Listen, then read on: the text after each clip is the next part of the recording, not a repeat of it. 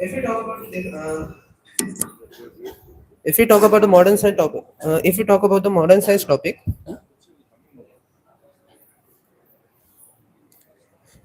then we can say that means we are after the Vedic science had been very much not much very much explored right now means by the new generation people. But the modern science is actually easily accessible to everyone. Means in the sort of anything we can know or easily which is understandable. So if you talk about the point of discovery, so in the discovery for the modern science, discovery means particularly in modern science we can there are actually the observations, conclusion, recorrections, the point, and vigorously means looking for the point to be um, but in a to be in a very in a perfect way to pinpoint the whole logic about it. Actually, we do some experiment here. We do some we collect some evidence about it, and we about and after that concluding all means after then collecting all the topics about it, then we keep and discovery that yeah we had discovered some sort of gravity or Newton and some sort of it. So after continuing means and due to that discovery we do some sort of innovations also, sort of some sort of robots or anything continuing. Then in healthcare actually in today's modern era life expectancy actually need to means everyone want to be live more actually. So in the healthcare sector they are just they are trying to be increase their expectancy.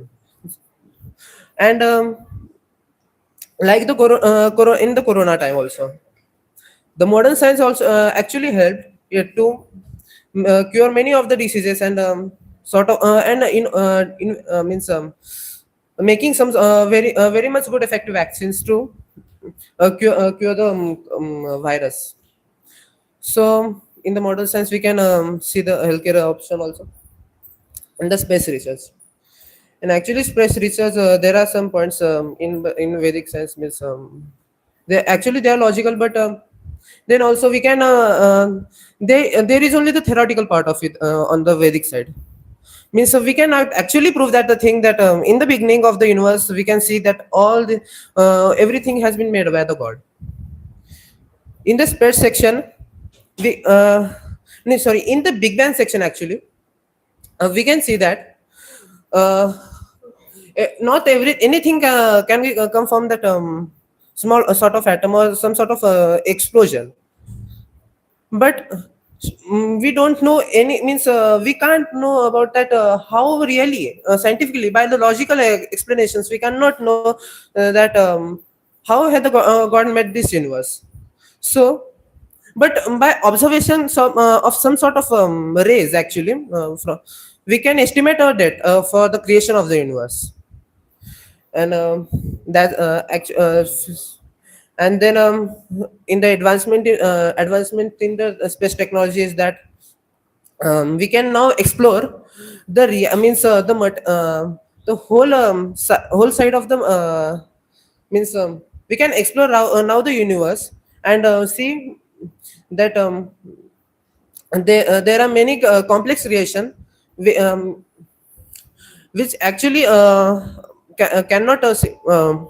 cannot be done materialistically, but we can just estimate the thing that modern means the, this can be done in a very means not by us, but we it means there is a sort of logical option in the Vedas, but we don't have the proof of it. Then about the technology, actually technology is for the simplicity of the life for us, not for the old time period. Technology enhancement is for actually um, let's suppose our use of laptop also. We can means we use modern technology in various things like teaching, education, and spreading knowledge, and also. And there is an enhancement of AI also right now in the today's era. In today's era means about the AI, we can say that it's just means it's also destroying the means destroying the that humans thinking ability, but then also if we used in the right way, it is also helping us a very lot of things. Then now Prabhu, will continue the topic. Hare Krishna. So, talking about global impact, in today's world, the information is quietly accessible for everyone. So, actually, there are quite many religions, many different backgrounds, and people followed the people actually share different kind of values. So, like, what is the one point which is connecting all of them? So, I would say modern science is something which is connecting everyone, and where everyone is able to share equal ideas. So modern science actually transformed isolated civilizations and into one connected learning civilization where knowledge is shared actually. And the actual essence is science actually solves problems that affects all humanity rather than a specific civilization. So truth belongs to everyone. And next, coming on to energy. So in industrial age, coal used to be the main reason, and in ice age, fire used to be the main source for energy. But nowadays, we have actually managed to master the energy, like the laws of thermodynamics and the way energy is created, stored, and replenished, and mainly the nuclear reactors and the thermal reactors. So nowadays we are able to even this mic electricity, like we have mastered the way of converting one energy efficiently into another one. And the main thing is not just mastering energy but also using it sustainably, not just like controlling the global warming and these kinds of things. So the main thing here is from scientific progress in energy civilization. Without scientific progress in energy, civilization cannot process progress. Sorry, like I would say, if knowledge is the brain of civilization, energy is its heartbeat. And coming upon to knowledge, so modern science uh, actually never blindly like it never blindly takes upon the knowledge. There's always research into it, proof, and always a peer review. And this knowledge isn't restricted. Like every time there is opportunity for it to grow.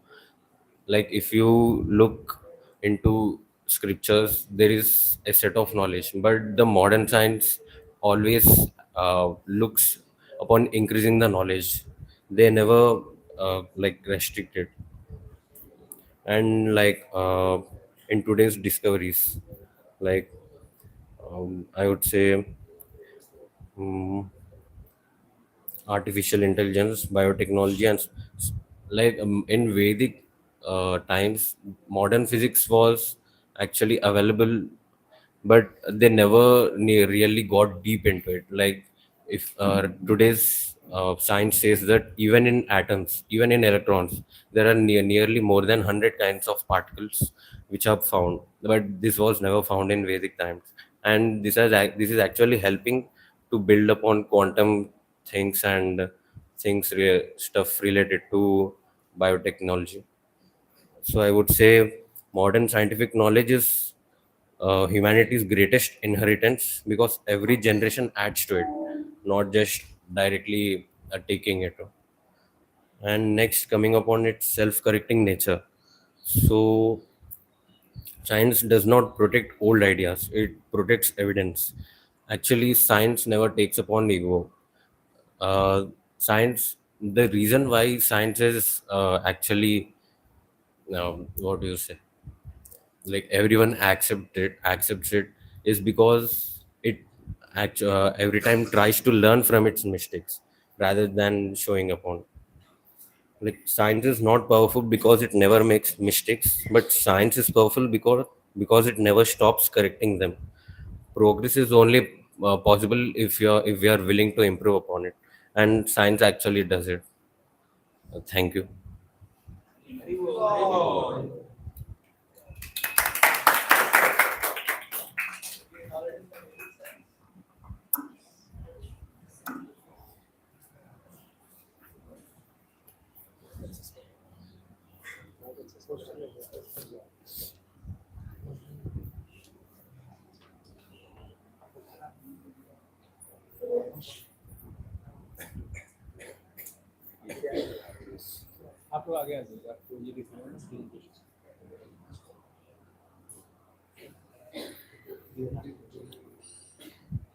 Hare Krishna devotees. Today we are going to speak of Vedic science and technologies.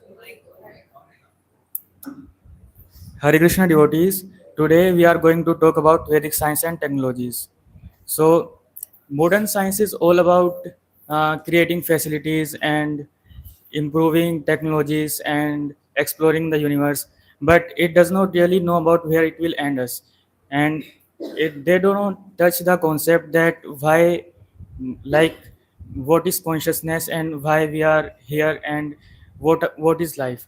They do not have any direction about it, so they are basically wasting their time.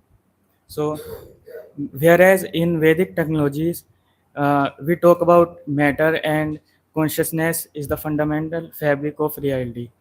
So, and another point is modern tech is often reactive. We invent something useful and like plastic and fossil fuel engines and figure out damages decades later. But Vedic approach is operates on the principle of nature and consciousness being the responsible part of nature, not the masters, and integrating the matter and consciousness. So modern science separates the observer and the observed, treating the consciousness as accidental byproduct of matter. And Vedic science talks about the Prakriti and Purusha are two sides of same coin. That consciousness is a like nature is a part of consciousness, and conscious nature nature is the energy of Krishna. So, and another point is management of symptoms with synthetic drugs with which cause side effects in Ayurveda. Uh, the root cause of looking at the whole individual is solved. So, so now my friend Prince will talk about it. Hare Krishna Prabhu. As we talk about the integrating matter and the consciousness, so if we talk about the integrating matter, what is integrating matter? As modern science is observing is seeing, like their view of approach, point of approach or view of approach is very different, basically from the Vedic science and technologies also. If as my other opposition Prabhu told about the AI. What is AI? Like finding new things, like lessing the human efforts.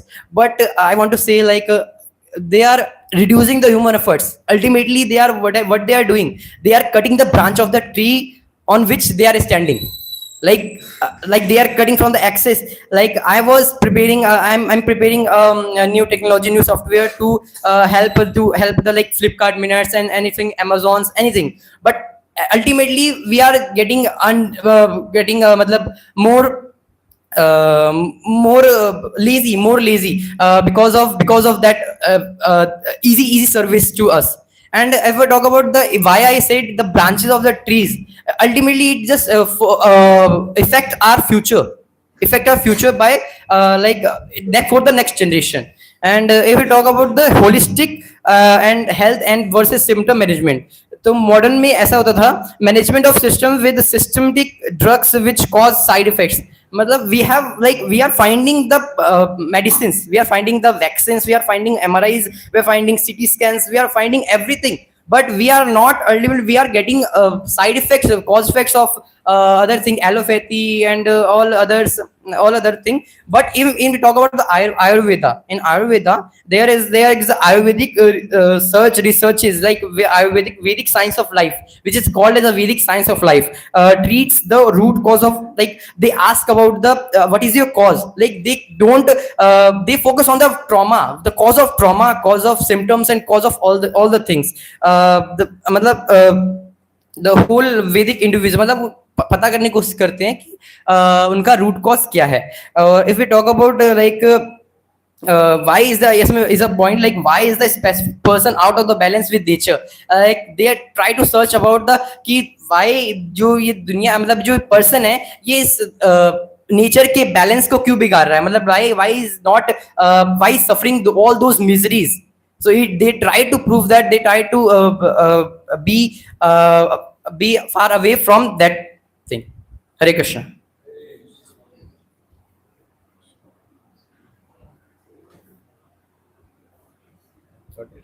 Hare Krishna Prabhus.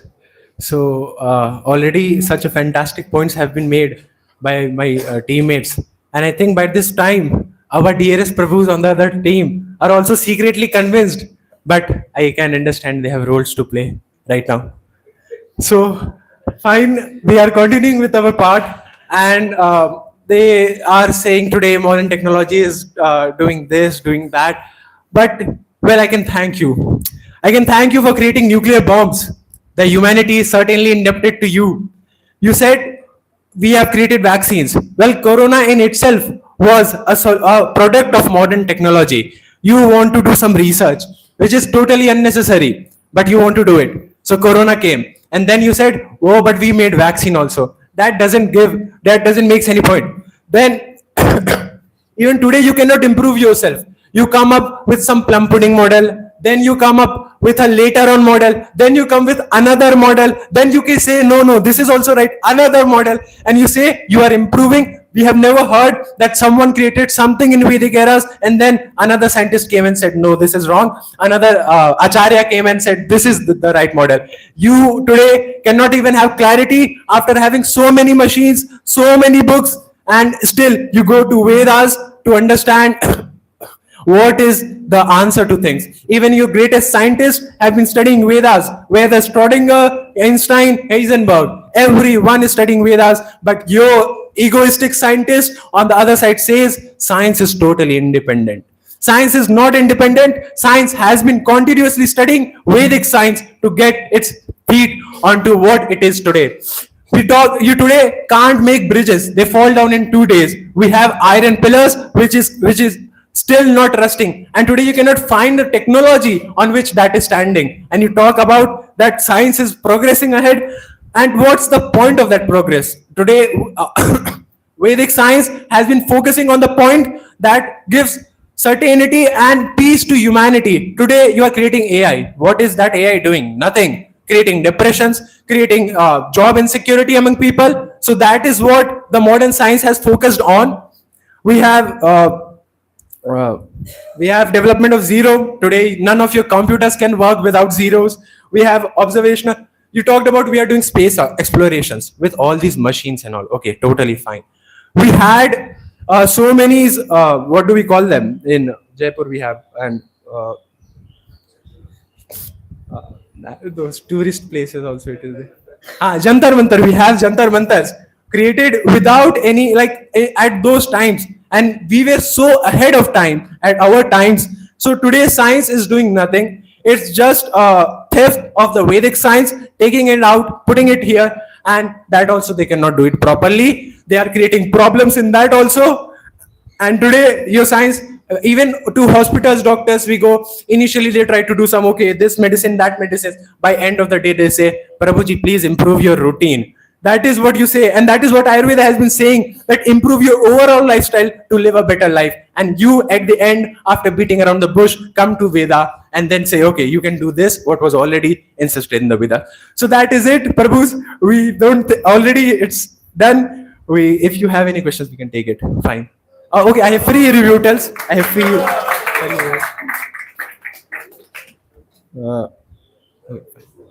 Okay, so each group has two chances. One, two, two.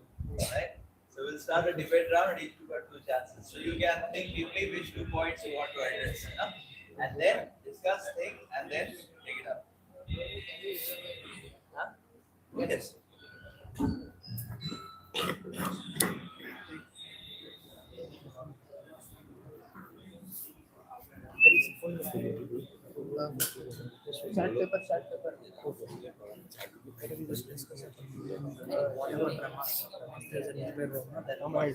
What happened?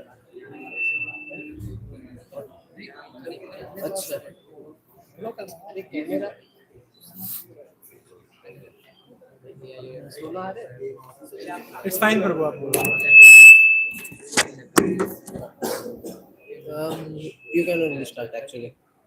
You have to yeah. You start one. You can start. We don't have any points.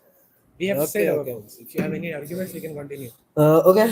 You were talking about, I think, you were talking about, I think, about the nuclear bombs, I think. Huh? In the Mahabharata youth, there were sort of some of the Brahmastra also. I think they are more powerful than the nuclear bomb, I think so. Huh? And then what can you say about that Brahmastra and Divyastra actually? All of the Divyastra, which are more and more and more powerful than the nuclear bombs. And you were talking about the self-correction point. Ah, actually, okay. Where is the physical proof of? No, sorry. Where is the very much logical proof of the Vedas? Where means we can imagine that means we can visualize those proof in our mind, and or anyone in the any person that modern science can do easily.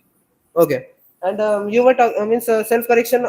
There was one more point about that self correction point also. That yes, we recorrect our point, but we learn from our own mistakes, and we also see, we always do recorrect the things, but not like it is a axiom like of thing that we are writing in the scriptures.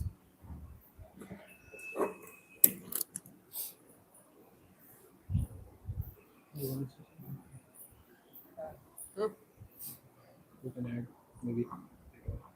Like as you talk about the nuclear bombs, na? Nuclear bomb is like you're saying Brahmastra and all other astras is more powerful than what for what purpose they are using is more, like they are using, we are using nuclear bomb, we are using nuclear bomb for producing something in nuclear, for producing electricity or something, we are using that, na? Or nuclear fission, yeah, we are using nuclear fissions and nuclear fusions, and nuclear bombs we are using for attacking, for afraiding, for destruction, yeah, destruction purpose, or we are try to afraid other countries to not get attacked of them.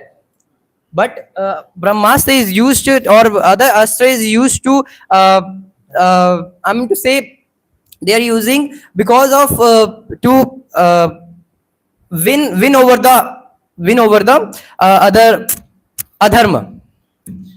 तो प्रभु जी एक बात बताइए, अगर मतलब महाभारत के युद्ध को मतलब अगर उसको हम साइड में रखते हैं और दूसरे युद्ध के बारे में मतलब कोई भी युद्ध जिधर दिव्यास्त्र योग यूज हुआ है, तो आप उसके बारे में क्या बोलेंगे? अगर वो निजी लड़ाई होगी, तो अगर किसी युद्ध में लिटरली एक नॉर्मल युद्ध में एक just for conquering the kingdoms of them. तो आप उसके बारे में क्या बोलेंगे? अगर वो एक वो उस हिसाब से तो वो एक वर्ल्ड वॉर भी हो सकती है, वर्ल्ड वॉर टाइप का भी युद्ध हो सकता है वो तो. I mean, assumptions of Prabhuji, you said about nuclear bombs. Even the bombs in Vedic eras used to be more powerful than nuclear bombs, right? yes, then So, like, what's the point of it? You are proving our point, right? That Vedic eras were great. That even bombs today you are making, even the destruction purpose, which is the work today you people can do only, that also you cannot do. Even those made at our times were the greater one, and today's yours one are not able to be match that intensity. And even those made at that time were used very Do you have rarely any, and used for the logical- purpose of dharma. Do you have any logical proof that how was that Brahmastra was made? Okay, you only came up with the point that Brahmastra is here, right? So Brahmastra, how it was made, that is not the point here. But we have logic it for was the there, nuclear bomb. sir. It was there, right, Prabhu? But we have logic for the nuclear bomb, that how it was made. It was made. It is there, right? It is also here. Like Brahmastra is also there. It was there. So, like, there's no point of arguing about what was the point of discovery and how it came. It is there. Now talk about what it is there. So, means, can you visualize the point that how was the Brahmastra was even exploding that? We do have the means What actually what images what also- we will gain from that? What's the point of it? What are you? We can know- What will you prove? Let's say we don't know how Brahmastra was made, or let's say we don't know how it will explode, how it will work. Its mechanism we don't know. We are not aware of that. So what it is proving? That was what? Yeah. then we can prove that our theories are actually correct, and we cannot assume only on the means That's totally theories of absurd. the- That's totally absurd. We cannot continue with that. Talking about next things that you said that you have any certain point that this was done in Vedic times. So Shushruta did surgery. He didn't came with a book that yeah, this was the book, and people can continue with surgery. He himself at that time did surgery. Today, with all the modern appliances, your surgery fails. So again, there is no technology in your times. And one more point you made at the end. What was it? Can't remember.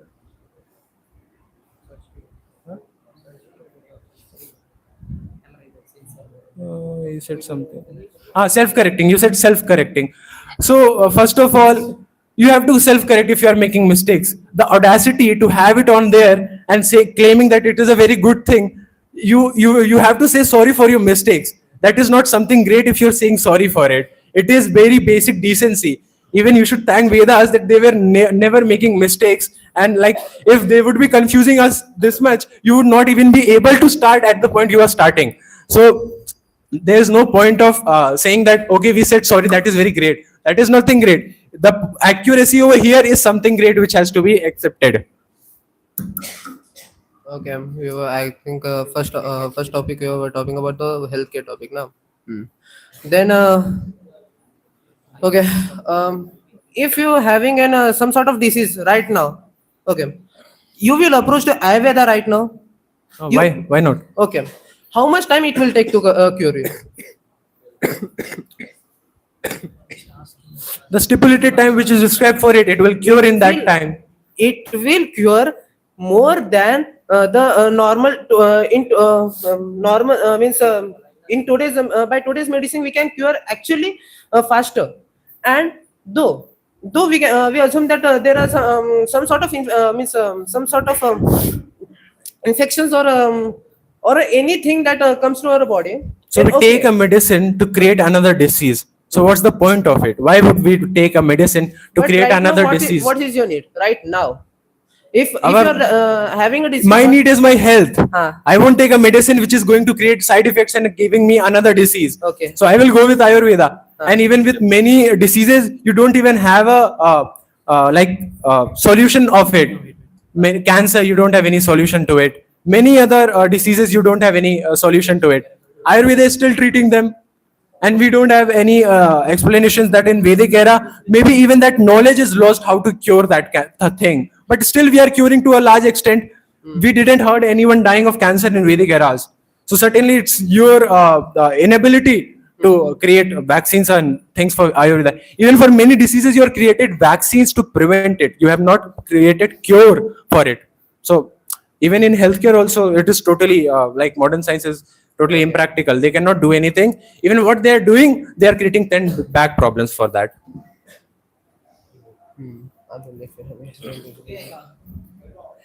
Haribo. So let us Uh, thank just one point. Just for 1 point. Okay, 1 point. So, modern science never denies the existence of soul or philosophy. Modern science is completely different from the religion. Like Albert Einstein has said, science without a religion is lame, but religion without science is blind. I think- Yeah. So Yeah, We are not denying your point. We are just observing the things and like if you look at those things which you said regarding preservation and regarding the astrology jantar mantra thing, actually those actually lack the accuracy and precision which modern science can do. And at the same time, if modern science is already contained in Vedic science, then why can't we instantly find something? Why can't we instantly find a passage like in no time? Like all this needs improvement. And when it comes to Ayurveda, actually Ayurveda is a lost science, and at the same time Ayurveda actually requires research. Where in regards to modern science, uh, there is actually always an ability, because there is always logic, there is always proof, there is the understanding of what's beneath, not that something which comes through transcendental knowledge or someone gives it. So there is actually a paperwork for it. Yeah. okay. So you said why can't we find anything like if we have something, because Vedic science is all already having everything, and modern science, as I'm saying, that it is derived from Vedic science itself, which is true. And so you are saying why can't we find anything instantly in the books? So the answer to that is because people at those time used to have levels of understanding, and they wrote accordingly. They didn't knew that people at this age would be so dumbfounded that with their 200 grams of brain, they would not even be able to analyze anything, and they would be thinking to just read one line and get all the answers. If you analyze those texts deeply, and if you use this 200 grams of brain matter which we have, so certainly you will get answer. But if we are becoming so lazy that we think that okay, just one line and I get my theory and answer and or the equation, that is not true, because the Vedic people used to be intelligent. We are not that intelligent to be able to comprehend what they have written. That's the fault we have, and that the fault is in modern scientists, that they are not even capable enough to comprehend what was written in the Vedic sciences. Then you said that Vedic science is not given by some. It is not out of air. It is also very much based on knowledge, and and it is also paperwork. It is documented in itself. So Any paperwork proof? is there. Sir, the Vedas are there, the Upanishads are there, Shushrut book is written form, it is there, available. We want the real proof that we can visualize through your eyes. You can't see Jantar Mantar. Or you can't see the iron pillar, it's quite Okay. huge, sir. Not the Ayurveda part thing. Nah, We Jantar want to, Mantar is of space, not Ayurveda. we are not talking about the Jantar Mantar also. No, Okay, it who is wrote Pratyaksh Vedas? Pramar, not even Shabda Pramar. Who wrote Vedas? Who wrote Vedas? So it was given by Brahma itself. Okay. So, yeah. Where, where is Brahma? Where is Brahma? Where is Brahma? Where is Brahma here? Lord, sorry. Where is Brahma here? We Ah, can okay, see. Vedvyas was here, who wrote those Vedas. Like, so like, he was given, but it was okay. He wants to see Brahma. So certainly, you have to ask the modern scientists to make those glasses for you, which they are they are unable to make already glasses. So they make one through which you can see Brahma.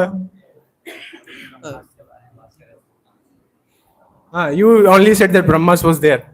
So you can be like selective. Once where you are saying those things created by Brahma was there, another things created by Brahma is not there.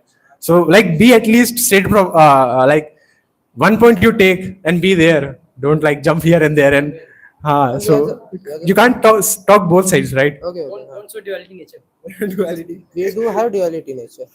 But Fine, we are fine, modern Prabhu. scientists. Yeah, modern scientists have duality. Yes. That's We are accepting. And yeah, improvement also you said again that you are improving because you are making mistakes. There were no mistakes at that time, so they were the accuracy was there.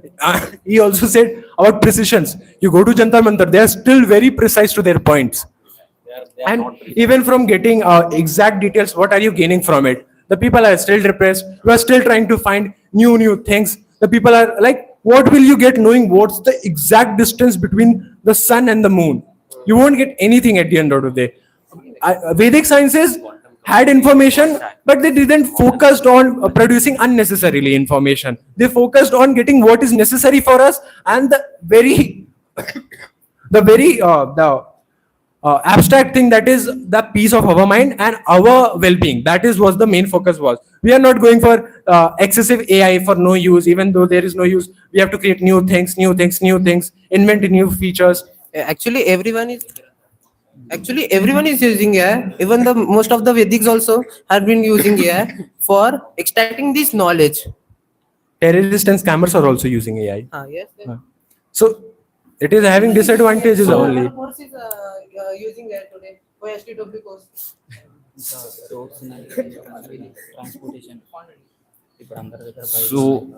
if Vedic science was very, what you say, advanced, then why couldn't it preserve itself? And why is there still, regarding to, like why couldn't it solve the problems like,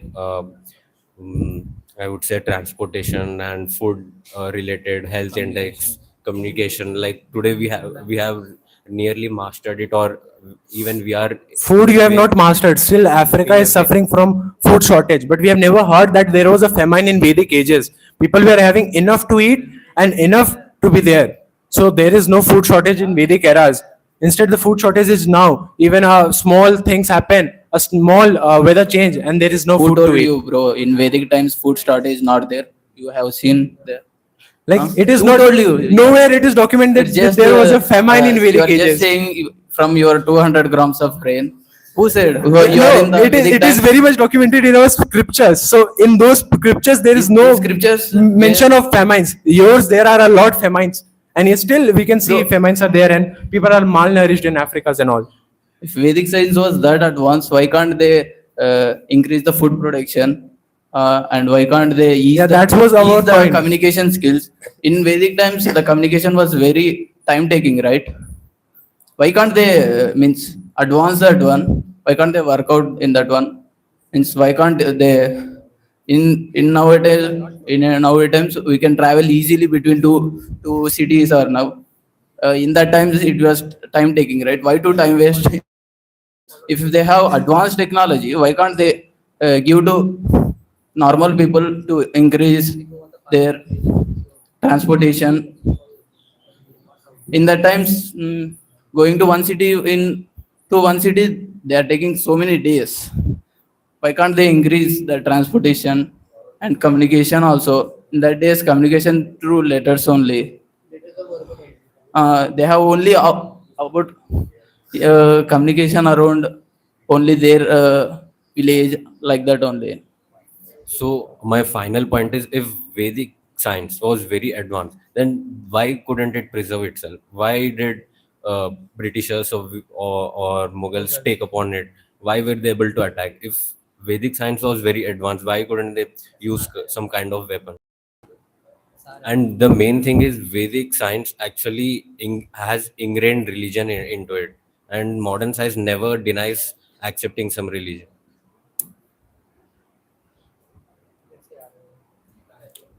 Vedic science has ingrained religion into it. And at the same time, why couldn't it Well, preserve? of course. I by any context you can give where it has ingrained religion into it. The Vedic sciences in itself is a very different thing. those are scientific things. The religion in itself is a different thing, and that There is neither of them are wrong. Even if you are taking good parts of the religion, that is not something wrong. Talking about preservation part, that is not something science has to deal with. That is something the history has to deal with, the governance has to deal with. Science has no point of dealing with its preservance. It is there. It was there. The science was advanced. If it was not preserved, that is the fault of the government of that time, maybe the kingdoms. That is not something the problem of Vedic science or its advancement. It was there. What did he said? about the communication and the Huh. Talking about communications, so we had talking about the Pushpak Viman was of course there. So it was at the speed of even what you can think, like even you can't even comprehend or think about the Is speed. it acceptable everyone? Means we have to serve to the people, right? If we have Pushpak Viman, we can't give to all, right?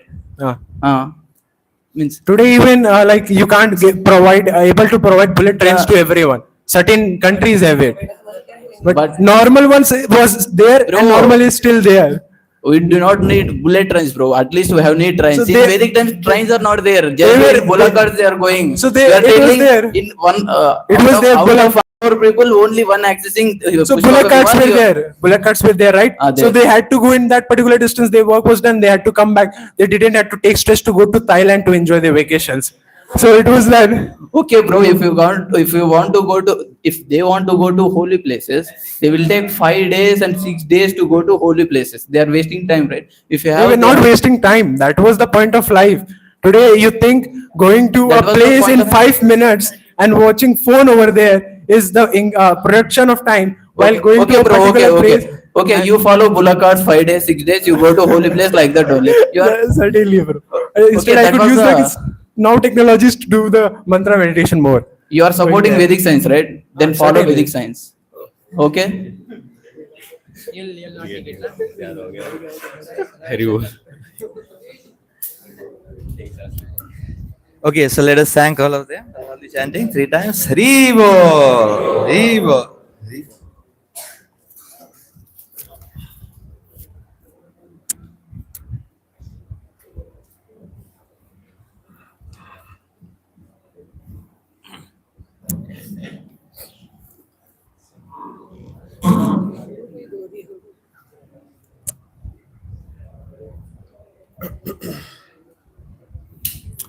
ॐ अज्ञानतिमिरन्दस्य ज्ञानाञ्जनशलाकया चक्षुरुन्मिलितं येन तस्मै श्रीगुरवे नमः श्रीचैतन्यमनोभीष्टं स्थापितं येन भूतले स्वयं रूप कदा मह्यं ददाति स्वपदान्तिकं वन्देऽहं श्रीगुरो श्रीयुतापदकमलं श्रीगुरून् वैष्णवांश्च श्रीरूपं सागरजातं सहगना रघुनाथान्वितं तं सजीव साद्वैतं सावधूतं परिजनसहितं कृष्णचैतन्यदेवं श्रीराधा कृष्णपादा सहगना ललिता श्रीविशाखान्वितांश्च नमो विष्णुपादाय कृष्णपृष्ठाय भूतले श्रीमते भक्तिवेदान्त स्वामी निति नामिने नमस्ते सरस्वते देवे गौरवाणी प्रचारिणे निर्विशेषशून्यवादी पाशातदेशतारिणे नमो महावदन्याय कृष्णप्रेमप्रदायते कृष्णाय कृष्णचैतन्यनामिने गौरत्विषे नमः हे कृष्णा करुणा सिन्धु दीनबन्धो जगत्पते गोपेश गोपिका कान्त श्रीराधा कान्त नमोऽस्तुते तप्तकाञ्चन गौराङ्ग श्रीराधे वृन्दावनेश्वरी वृषभानुसुते देवी प्रणमामि हरिप्रिये नीलाचलनिवासाय नित्याय परमात्मने बलभद्र सुभद्राभ्यां श्रीजगन्नाथाय ते नमः वाञ्छाकल्पतरुभ्यश्च कृपा सिन्धुभ्येव च पतितानां पावनेभ्यो वैष्णवेभ्यो नमो नमः जय श्री कृष्ण चैतन्य प्रभु नित्यानंद श्री अद्वैत गदाधर श्रीवासदि गौर भक्तवृंद हरे Krishna Krishna Krishna Hare Hare Hare Rama, Hare Rama, Rama Rama, Hare Hare. Mukam karoti vacharam pangum langayate girim. Yat kripatamaham vande Shri Guru Dinatarinam. Paramananda Madhavam Shri Chaitanya Ishwaram.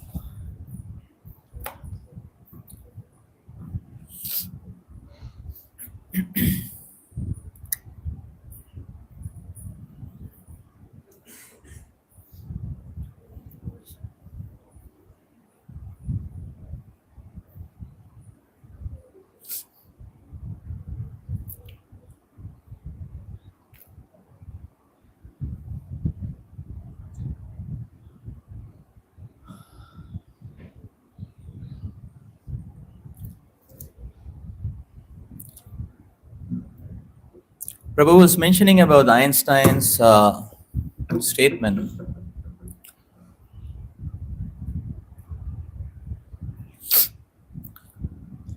that religion without science is lame, and science without religion is blind.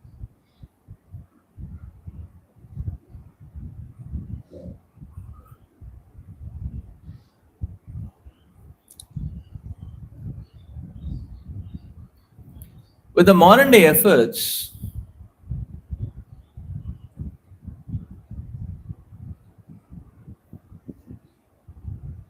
technology and gadgets do offer us speed,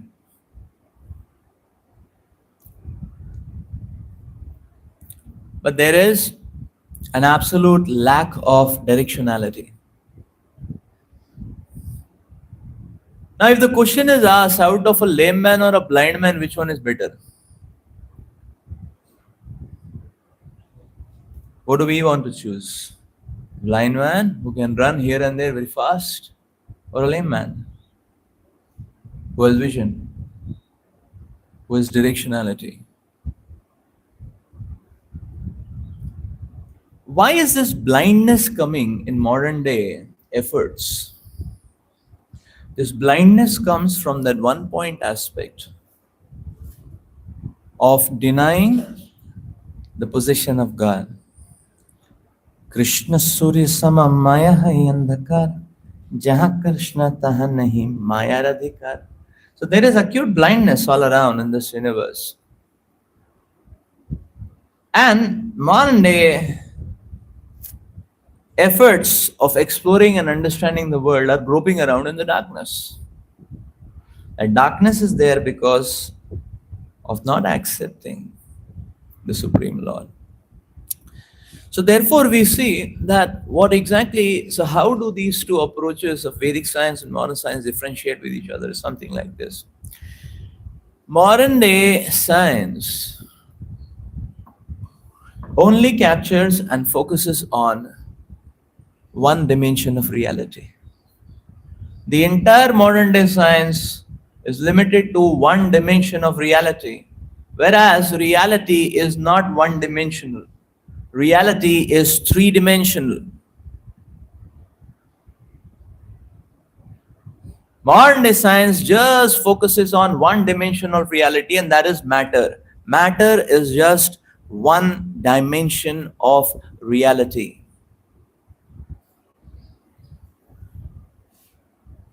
What is the next dimension?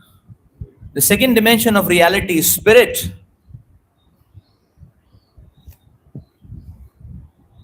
Consciousness. And yet there is a third dimension of reality, which is God, super consciousness. So just like from basic geometry, if we have a one-dimensional world, what are we going to find in a one-dimensional world? What will exist? If the world is one dimensional, then what do we find in the one dimensional world? What are the varieties in one dimensional world? Hmm? You have points, okay, and you have lines, line segments, smaller line segment, bigger line segment, point, 2 points, 5 points, multiple points, points. So you have points and line segments. So if you have a one-dimensional world, then there are only points, and then there are line segments.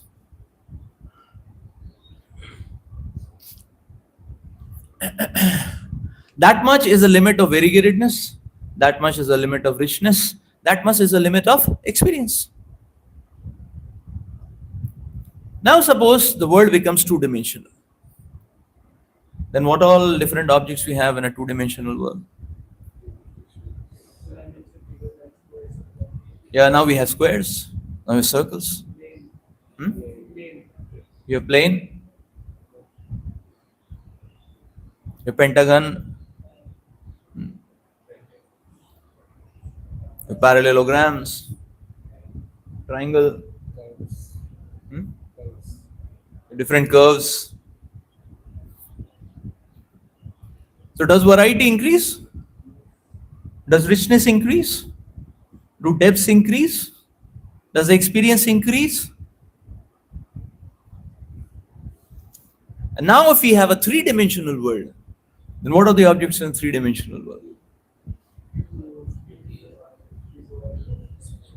Now you have cuboid, your sphere, your seesaw, ellipsoid. So is variety going to increase? Are the degrees of freedom going to increase? Are the degrees of experience going to increase? Is the richness going to increase? Is the depth going to increase? Is the vision going to increase? This is the point. So now the implication of it is what? The implication is that we are beings of a three-dimensional world. And when we choose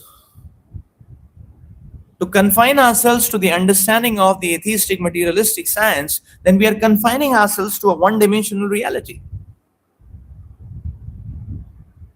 And then we are wondering, why am I not happy in life?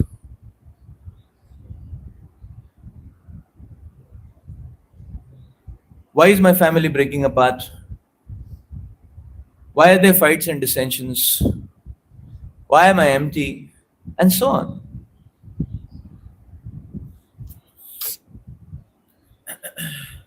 That is where this blindness comes from. See, just imagine, now we are, let's take the example of IIT. Now suppose, so there is this institute area dedicated to the service of nation, and two parallel roads are there. You can walk on any road. In the evening, you are walking on those roads. Then we are seeing all these departments and all that. Suppose an ant is also walking. Ant is also walking. So now,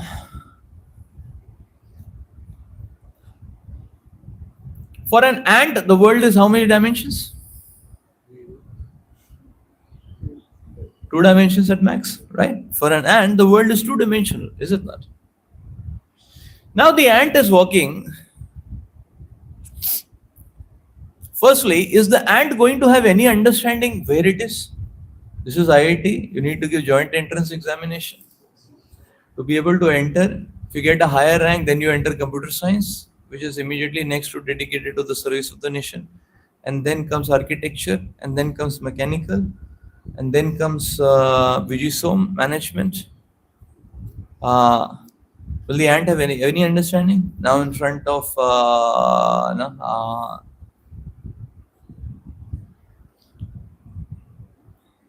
that's one issue. Now suppose, now in the night, sometimes you're walking on the footpath, you're walking on the walking corridor, and there are the street lights. Sometimes the street tube light is not working fine. So what happens? It is flickering. It switches on, it switches off. It switches on, it switches off. It switches on, it switches off. Sometimes people say, I'm happy in my world. So what if it is one-dimensional world? I'm happy in my world. So now let's try to see. The switch is on, switch is off. When the light switches off, there is darkness. When the light switches on, there is light. Is it not? So we can experience the flicker. It is a bit irritating sometimes. Is it not? If in a room and a tube is flickering, it's quite irritating. The ant is walking on this roadway with the departments both sides in the IIT campus. And this tube light, the street light is flickering. So when it switches off, can the ant experience darkness? Yes, it can. Can the ant experience light? Yes, it can. Is it not? But can the ant ever get to understand why is the darkness coming from? Can the ant ever repair the darkness? Why? Because it doesn't exist in the dimension from where the problem is arising. So what to say of repairing the problem or repairing the light? Because the ant cannot understand also. But that experience of darkness is very much perceived by the ant. A two-dimensional entity can perceive a problem which is existing in the third dimension, but can get no clue as to why it is happening, and can make no efforts or can make no efforts whatsoever, even if that ant or even if that two-dimensional entity is a Nobel laureate entity. Or the ant says, I'm Nobel laureate. I'm triple PhD. But it's going to solve the problem. You're triple PhD. You're saying in two dimensions. That's the problem. So therefore, we see that this is where the blindness is coming from.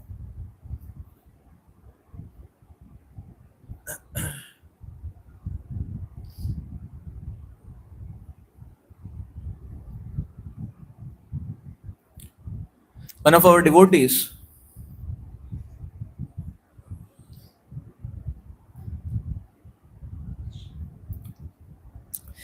he was a great fan of technology.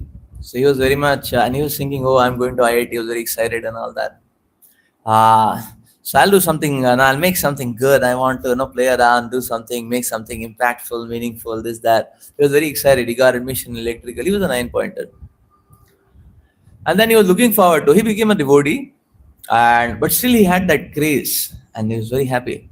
And he was looking forward to that he gets some basic knowledge of his department, then he can make something. Make something impactful, powerful. That's something what he's looking forward to. So when a person comes to fourth year, then they get a year-long or a 2-year-long project, depending on if one is 5 years dual degree, 2 years project. That is first time one is getting to make something meaningful, tangible, and one has learned certain subjects. One can really start doing. First year, second year, one is basically getting footing on the like that. Third year, some of the main important subjects of every branch or field are taught. So he was looking forward to this day, and he had a good CGPA. So he had a good CGPA. So he was so he chose a good professor. You can choose your professors if you have a good CG and all. He took a very good professor and all that. And he was looking forward to the meeting of the professor. And he met with the professor. So the professor said, "You have a very nice project for you." So he was very excited. Yes, nice project. So what is this project? This project was that you need to have, so this is a very heavy electronics and IoT based project, which had various sensors, which had microprocessing and various chips and so on and so forth. What it will do, so the project had an input place. So suppose the input, the input object was a tray. If you put a fish on the tray, electronically, this entire engine or this entire machinery will give you the freshness index of that fish on a 10-point scale. And it will come up on the LED. As soon as you put the fish, immediately you can see on the LED screen, okay, freshness index 4.1, like that. So when this devotee heard this project, he was devastated. He was feeling so miserable. He came back, he was telling that, Prabhu, the ground below my feet is taken off. He said, I started studying JE from foundation classes. I worked so hard. 8, 9, 10, 11, 12, drop 1 year. Then come here. And then 3 years. To do what? To do what? To find the freshness index of a fish? For all this 21 years of struggle and education is required. Even a dog can sniff it and tell whether it is fresh or not.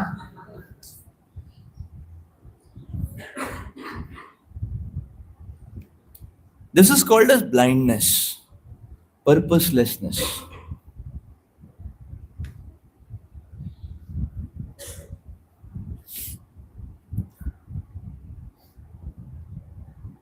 Another time, one of our devotees was getting a project. This was a highly high-end sponsored industry project. What was this project? This project was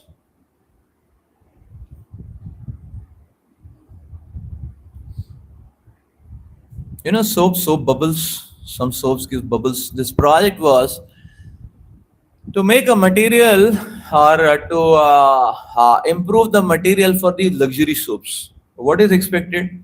When you put the soap and you put water, the bubble comes. Now the problem statement was that this bubble should be having more longevity. So the bubble is formed, so suppose you're putting the soap here, the bubble is formed and that bubble does not blast off.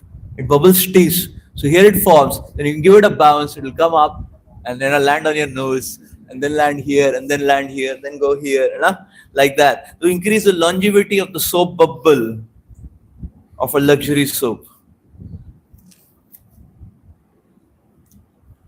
So the point to consider is that now these type of things, this is exactly what is called as blindness.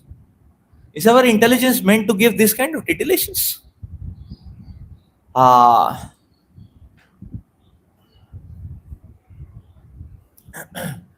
When I went to Melbourne University, in the ultra-fast microscopy spectroscopy lab, so we are a team of around 600 researchers, around 70, 80 professors, 150, 200 postdocs, and 300 PhDs, like that. This was that big a group. And in the very third week of my landing there, they were having their get-together, annual conference get-together and all that. So they were telling, okay, so you see the 600, that means millions of dollars of research, millions of dollars of grant. It was Australian Research Center, research grant, ARC Research Center entity. And they were posing that, okay, from our research, we have a successful startup. And the startup guys came. So I was excited because I was also trying to do something for startup so that we can give our devotees a Vaishnava atmosphere and a spiritual atmosphere in which they can work and we can get some funds for the temple, for preaching. Some mode of goodness, in mode of goodness, like that. So I was excited. Okay, who are these startup fellows successful from this, this amount of research body, 600 researchers. And what this startup was doing, that was amazing to see. My eyes got opened up. Because I was very excited. I was looking forward. Third day, these startup fellows will come. These startup guys, the 600 researchers, and from there, one of the elite startups which has come from this unit of ARC research, and what they were doing. And they came the third day. But when I came to know what they are doing, my eyes were opened. It was a different kind of awakening for me. So what they are doing? They work on lasers. But using lasers, what they work on? If you have barrels of wine, packed wine, they'll put their lasers outside. And these lasers can penetrate and all that.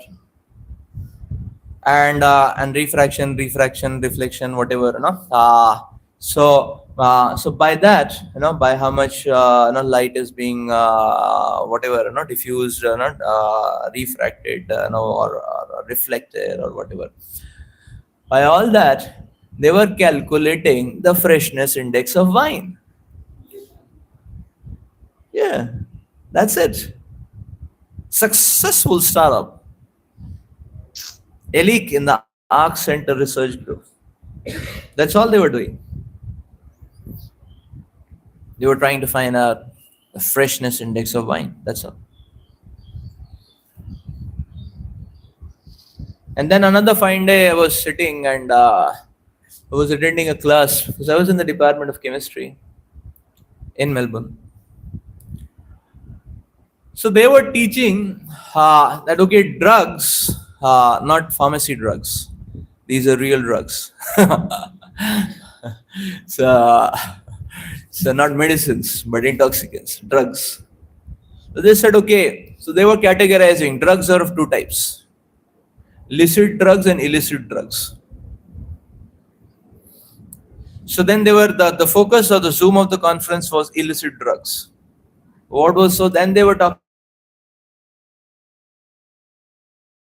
which are these artificial chemicals. The top drug in Australia, it is called as ice. It is built out of anthracene. It has 3 benzene rings and lot of derivatives on it. That whole board will get filled up if I want to draw it. By the way, I don't remember that, but they were teaching it. What is its formula and all that. But what happens, the effect is what? And a person who takes it gets completely lost in one's mind, but gets so much energy in one's body. So much energy that even 6 cops cannot hold this person. He gets so much kick and energy in one's body, and there's such type of people, they become very dangerous. Therefore, devotees had told me that don't come late night back, because you may find some guy who's completely on drugs and then they may hit and everything, and it can be very fatal. So 6 cops will be beaten up by this one guy. They cannot control this one guy. So there is $1 million study going on how to control these kind of illicit drugs. Like that. In the first place, who told you to make such things? Who told you to make such things? Then they had one solution. The cops had one solution to this, that they had a rod which is filled with very high intense electric shock capacity. So much so, the person who gets it immediately will faint, and that is the only solution to these kind of guys. They just throw that rod they carry, especially in night hours and all that. So this is the kind of so that drug did not come on its own, right? That drug was implanted in Australia, is it not? So so that is the point. So first, now I remember another thing. What was happening was there was a very cherished competition for researchers in Australia. Millions of dollars are there for the award of it. What is this competition? Oh, scientists from so many departments, from biotech, biochemistry, chemical, chemistry, physics, mechanical, metallurgy, and all derivations, permutations, combinations. Everybody participates in it. Botany, everybody, zoology. Everybody participates in it. What is that competition? The person who wins it, it's one of the very elite platforms in the entire Australia. What is that competition? You have to come up with a new kind of wine. You have to manufacture and fabricate a new kind of wine, which is more tasty, which has a better kick or a better appeal, and its toxicity index is a bit low than the normal. If the normal standard is here, maybe 0.002 low, 0.12, 0.01 low, 0.02 low, like that. And hundreds of scientists participate in that. It's like a carnival. And people are just going around tasting all these wines. And then they get rewarded. and so on and so forth. And then these wines, their wines get patented or whatever, and then it's a millions of dollar market. And so the first day I landed up in Melbourne in our laboratory. So I just had sat on my seat. It was just 1 hour I had sat, and I was trying to figure out what's what and all that. And then they told me, come. I said, what happened? They said, no, we have a party. So I thought, okay, because I've joined, they're doing a party. Thank you. Then they said, no, it was already scheduled. You happened to land. So I was humbled. So then there were 20 people, and then they took to somewhere, and all of them were sitting, and then they had various jars of juices or drinks or like that. It was a big table, 20 people sitting all around, and big jar of juices and all that all around, drinks all around, and they were so somebody, some drink was looking blue, yellow, green, pink, red, brown, black, maroon, so purple, all these colors were there, and they were asking me which one you want, and I never saw any of these, because if you see it's a cold drink, or if you see the brand name, then you understand, okay, this is Sprite, or this is something, nothing was there. Everything was in jars, big white jars like that. And I was wondering, and I was scratching my head. I said, my God, where am I stuck up? So, and they were telling me to take something, anything you like. What do you like to take? So I was really, so I wanted to cut an excuse. And I was not saying water, otherwise I would have taken water. So now I was, so I had a big doubt that, which of these are hard drinks and which of these are soft drinks? That I had a big doubt. So something which was looking like water, I didn't want it to touch that also, because I don't know, it looks like what, but then you take it, then it may be something else. Like there are 20 such drinks like that. So there was a postdoc lady, and so I was allotted to her. So she had met me, she had introduced me to the lab and all. She was looking at me, but she thought, she's responsible for me, because I was, given charge under her. So, so she was looking at me. She saw I was confused. She understood, she asked me, you want hard drinks or soft drinks? I said, so soft. I said, soft. Oh, she said, oh, soft drinks you want. None of these are soft. It was an eye-opening for me. None of those 20 different colored drinks were soft. And then she said 3, 4, 5, 6 names. And I could only understand one name. Lemonade. I said, lemonade. That's good enough. And then 15 minutes I was offering, and then I slowly drank it. Like that. So the point is that, you see, now Australia is number one in these kind of things, in wine and all that. So, but then you see so much amount of human energy being wasted for what? That is the point.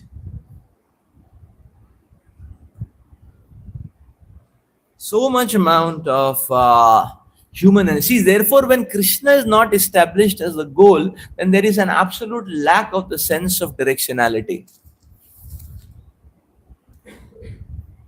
One Nobel laureate, he says that 90% of modern day research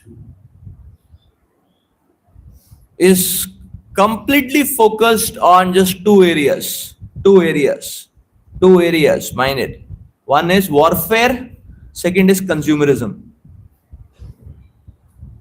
90% of modern day research is just focused on these two areas, warfare and consumerism. This Nobel laureate says that, seeing this scenario of the world, I'm very sorry to say that science has deviated from its goal, original goal, inception goal of helping and increasing the fabric of life of humanity. Because it is just warfare and consumerism.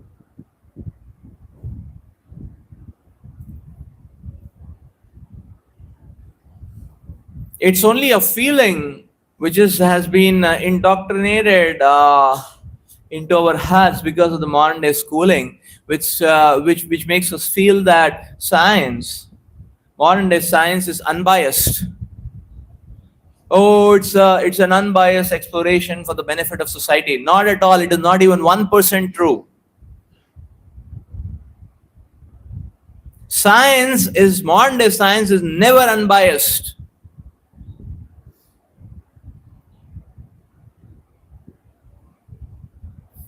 Because science is driven by industry.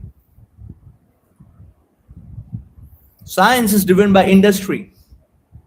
Wherever money comes, in that direction only one has to work. Whichever direction money is given, in that direction only one has to work. And industry does not go by the logic of welfare, doesn't go by the purpose and goal of welfare. Industry goes with the one pointed goal of greed, making more and more money. And that is what governs science. So, even if one is a professor, either in IIT or MIT, it's not that one can do whatever research one wants to do. No. Whatever grants come, that research only you are supposed to do. That's the point.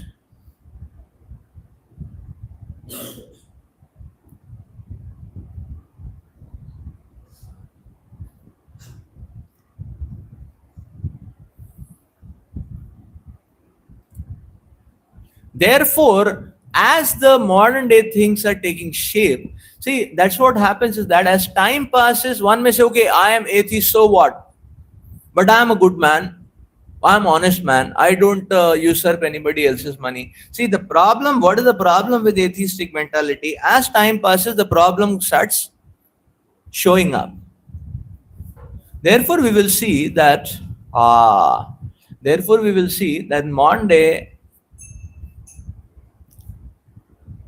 there is, when it comes to fundamental breakthrough researches, Jai Shri Jagannath Baldev Subhadra Maharani Sudarshan Maharaj ki Jai. Shri Nitai Chand Gaur Chand Bhagwan ki Jai. Shri Radha Shyama Sundar Bhagwan ki Jai. Shri Prabhupada ki Jai. So when it comes to groundbreaking, mind-boggling breakthrough researches, the last such kind of researches or such kind of inventions or breakthroughs were done was 1950, 1960s. That's it. After that, nothing much is happening. Nothing much is happening. There is hardly any, like the way Einstein, he talked about quantum mechanics, the way, photoelectric effect, the last in that was Richard Feynman, who went on to establish quantum electrodynamics, or that was last. After that, no much groundbreaking breakthrough things. That which can what is going on is simply making gadgets. That's it. Nowadays, Nobel Prize is being given for what is that, lithium-ion battery.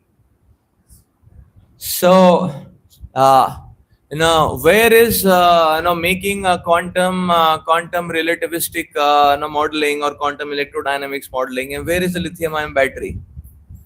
Let's try to see what's because there is no much thing happening. And one of the reasons is that because the funding is going more and more towards sense gratification. Consumerism is about sense gratification. Industry is about sense gratification, and they are ruling science. Therefore, science is never unbiased. The industry decides the goal of it. That's it. And in that direction, it has to move. Where is the question of freedom? Everything is governed by money. Today, the funding which is available for theoretical physics, which is considered as one of the marvels of science. When we read science from the basics, from the basics, when we are indoctrinated with what is called as modern science, we keep saying, okay, here was Einstein. here was now Heisenberg, here was Schrodinger, here was Max Planck, Feynman. We see all those things. And the ground on which they were standing, theoretical physics, that ground has as much funding in today's age as is given to philosophy.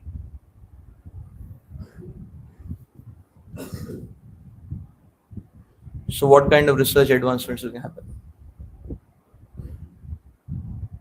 That's where we are.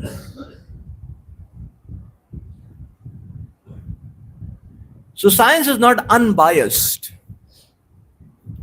It is fully biased. And sometimes people challenge, okay, if your Vedic science is so nice, where is the proof, where is the research, where are equipments which we can see, which we can measure, which we can use and all that. But the basic thing is that everything works in a place, in a direction where money flows. And money is flowing towards sense gratification. And therefore, when it comes to sense gratification, we are having gadgets which are so irresistible and addictive that the people's basic rhythm of normal regulated life is lost. So the goal is sense gratification. And why? Because of rejecting God.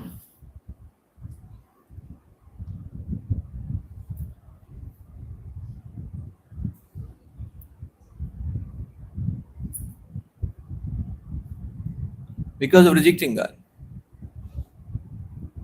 Another phenomena we can see in science is that you will see there are millions and millions of publications. Most of these publications are all one-sided or part-sided.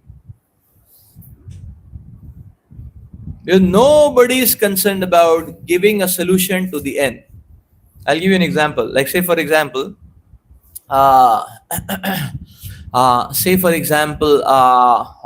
medicine, drug discovery. Now, when it comes to natural medicines or herbal medicines and all that, that area is very fascinating because it is promising that these herbs and the natural herbs can give us drugs which can be tremendously powerful and without side effects and all that. So that area is very lucrative. There are thousands of publications. But what happens is that now if you want to make a drug, it typically takes 15 years time to be from the point of trying to do an experiment to the point of our getting approval from FDA and it being launched as a medicine which comes to the society. 15 years, a lot of phases it has. So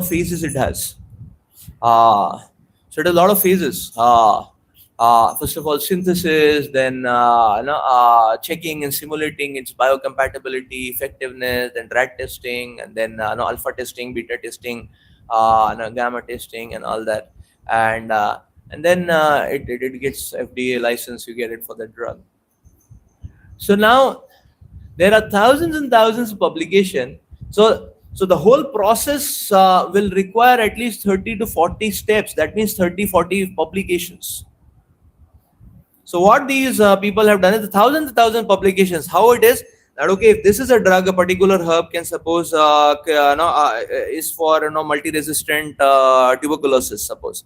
So then it requires 40 verticals to be captured. But then publications are there which will only cover 1, 2, 3 here, some there, like that. Everything is hodgepodge and all that. Why? Because this is what is going on. Nothing is taking to the end. Why it is not taking? Because the people don't have that mindset to create something which can create welfare for the people. So they think, okay, what can lead me to a quick publication and because in the Western world, in Western universities, you have a dagger on your head. If you join as a professor, you're only given professorship for 5 years. Every year you need to produce minimum 5 publications. Otherwise, you'll be retired. Yeah, everybody is taken. This is called a tenure track. This is what is called a tenure track. So that's how the Western world is there, because education is commercialized, research is commercialized, Western universities are commercialized. So so they have that dagger, so that everybody's mindset is focused on that okay, what can give me a quick publication? Bas, they publish here, they publish there, they publish there, they publish there, and they want to publish different things so that they can get grants. But when they get grants, then the grants are coming along with the directionality set with it, not for what they want to do. So this is what is going on actually. And therefore thousands of publications are practically useless. Because because the previous research is not developed, the further research is not developed. So it's hanging thing, something hanging like that. Enjoy. What are you going to use it for? So this is so that is why attitude and mindset is the first thing which is essential. Attitude and mindset is the first thing which is essential. Another very big problem which is existing. See, one thing is that technology means what? We should not confuse not technology as advancements.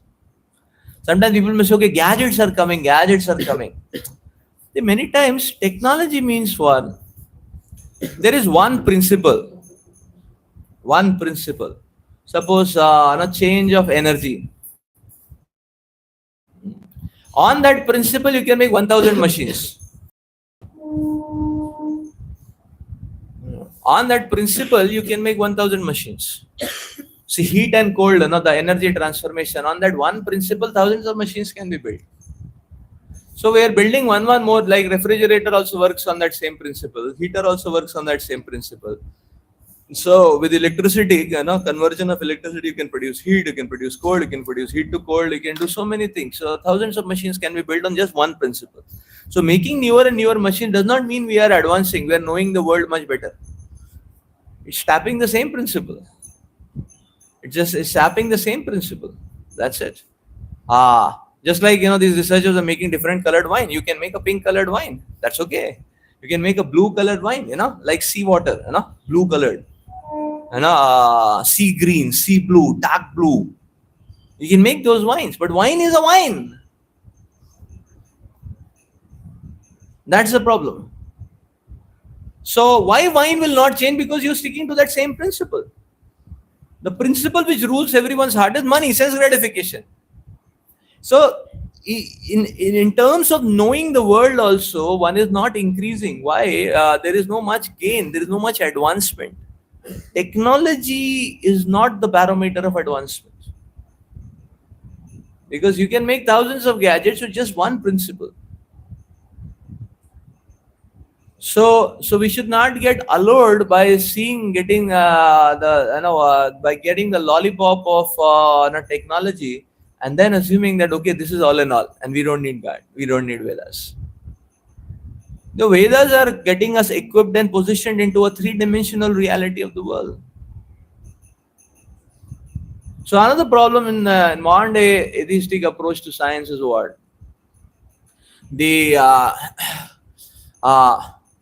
Now we will see that there is a very fundamental flaw, or there is a very fundamental incompleteness, to say very precisely. There is a very fundamental incompleteness. What is that fundamental incompleteness?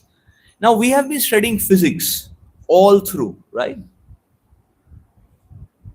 Given a particular situation, you can find the net force, you can find the angular velocity, angular momentum, torque, force, stress, strain, deformation, everything can be found out. We have been studying and practicing all that from class 6th onwards. Is it? Right?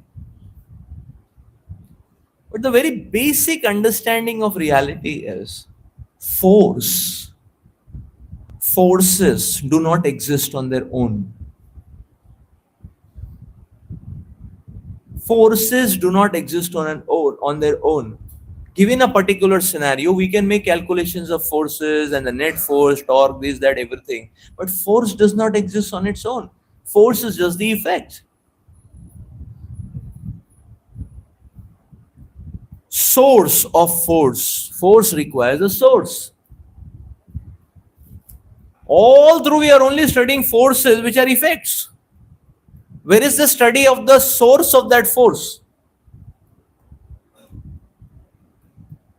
Like suppose Uh, like suppose somebody barges into this hall, gives me a tight slap. Okay. Now let's try to analyze from a physics point of view. So I got a tight slap on my face. Okay.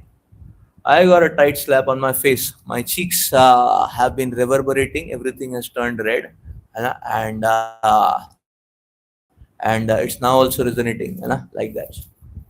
We can give it a very nice force simulation. That okay, what kind of force came, which all centers the force was there, how the nerve conduction took place. A very nice simulation and all that can be presented. But does it help me? That's the whole point. Does it help me? That's the whole point.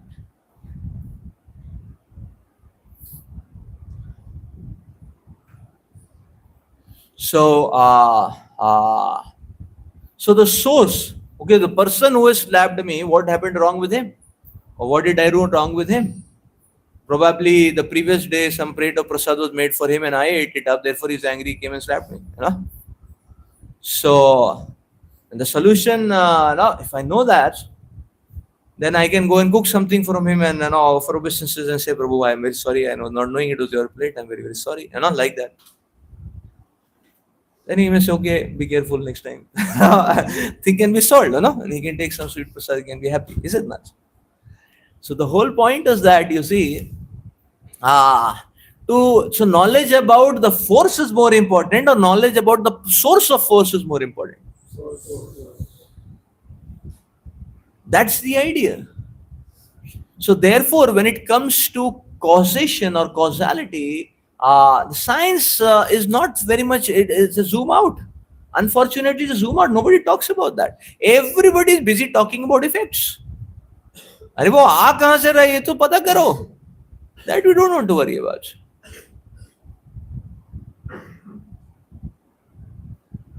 That you don't have to worry about.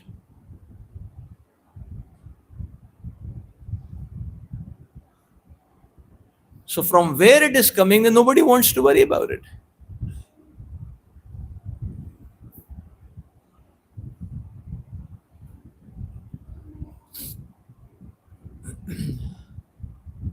Like one time,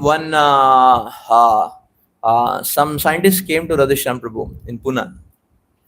They said, they came to Radhesham Prabhu, they said, Swami, our ashram has many celebrate brahmacharis. So we have one request for humanity. What we are doing, we have a drug. So we want to we want to give this medicine to a brahmachari, see the effect. That study we want to do. Ashimbu said, okay, I want details. Like this, I cannot say yes or no. So then they said, okay, details. So they said, no, we are making a medicine on AIDS. Making a medicine on HIV. And because you have these celibates, and they have not indulged in illicit sex or sex whatsoever, like that. We want to test them. We want to put this medicine on them and then test it out and all that. So now the point is, then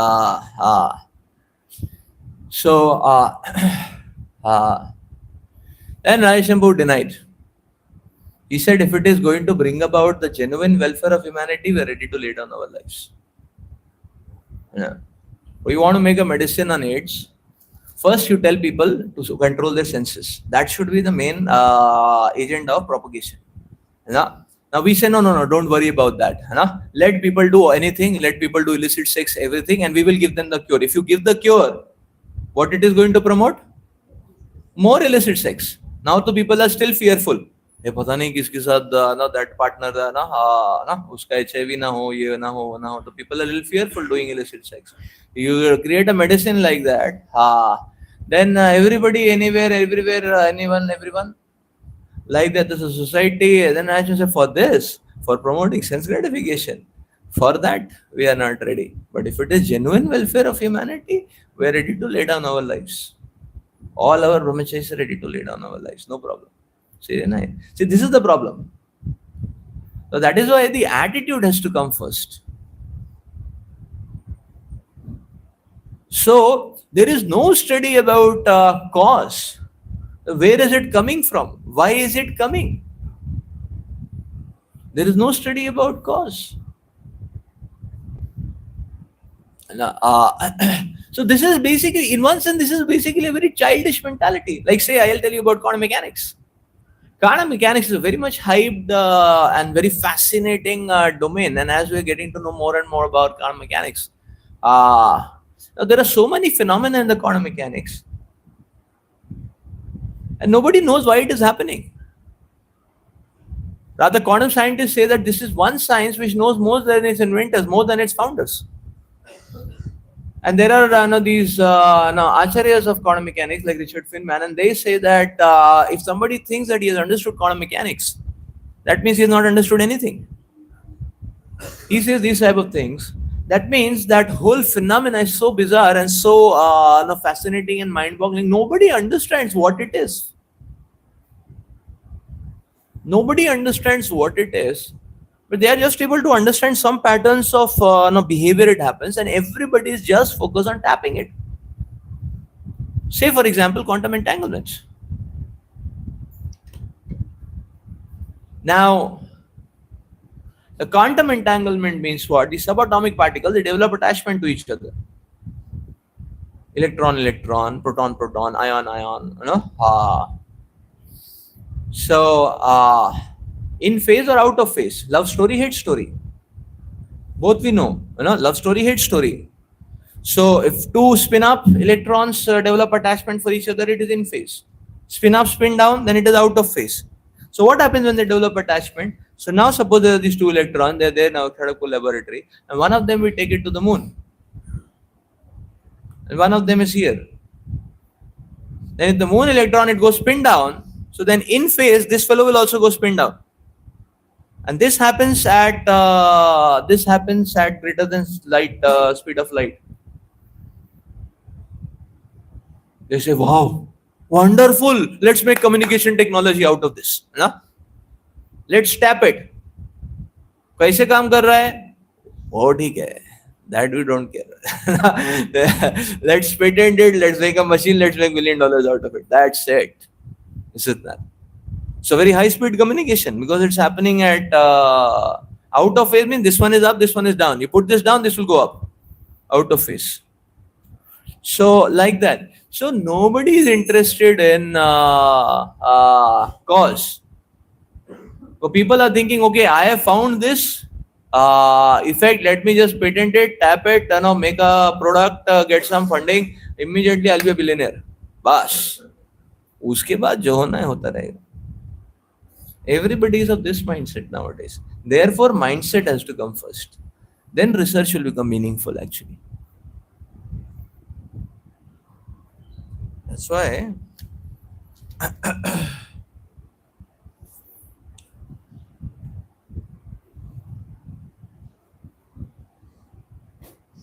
mindset has to come first.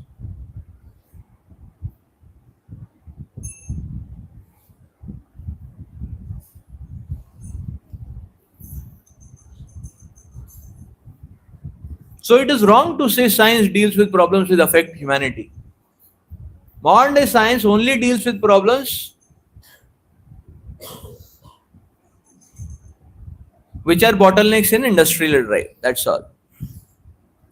Which are bottlenecks in enhancing people's sense gratification. That's all. Then there was another aspect about, okay, science does not have any ego issues and all that. Science does not have any ego issues, like that.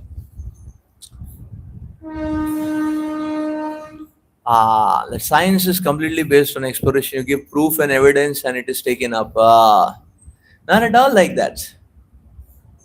Not at all like that. You see, for example, Darwinian philosophy. Darwin himself is writing Origin of Species that what I am doing is speculation. And then you say, no. So something is speculation. In the first place, how do you call it as science? It's speculation. Darwin is speaking in Origin of Species. He's speaking about things which are more funny than fairy tales.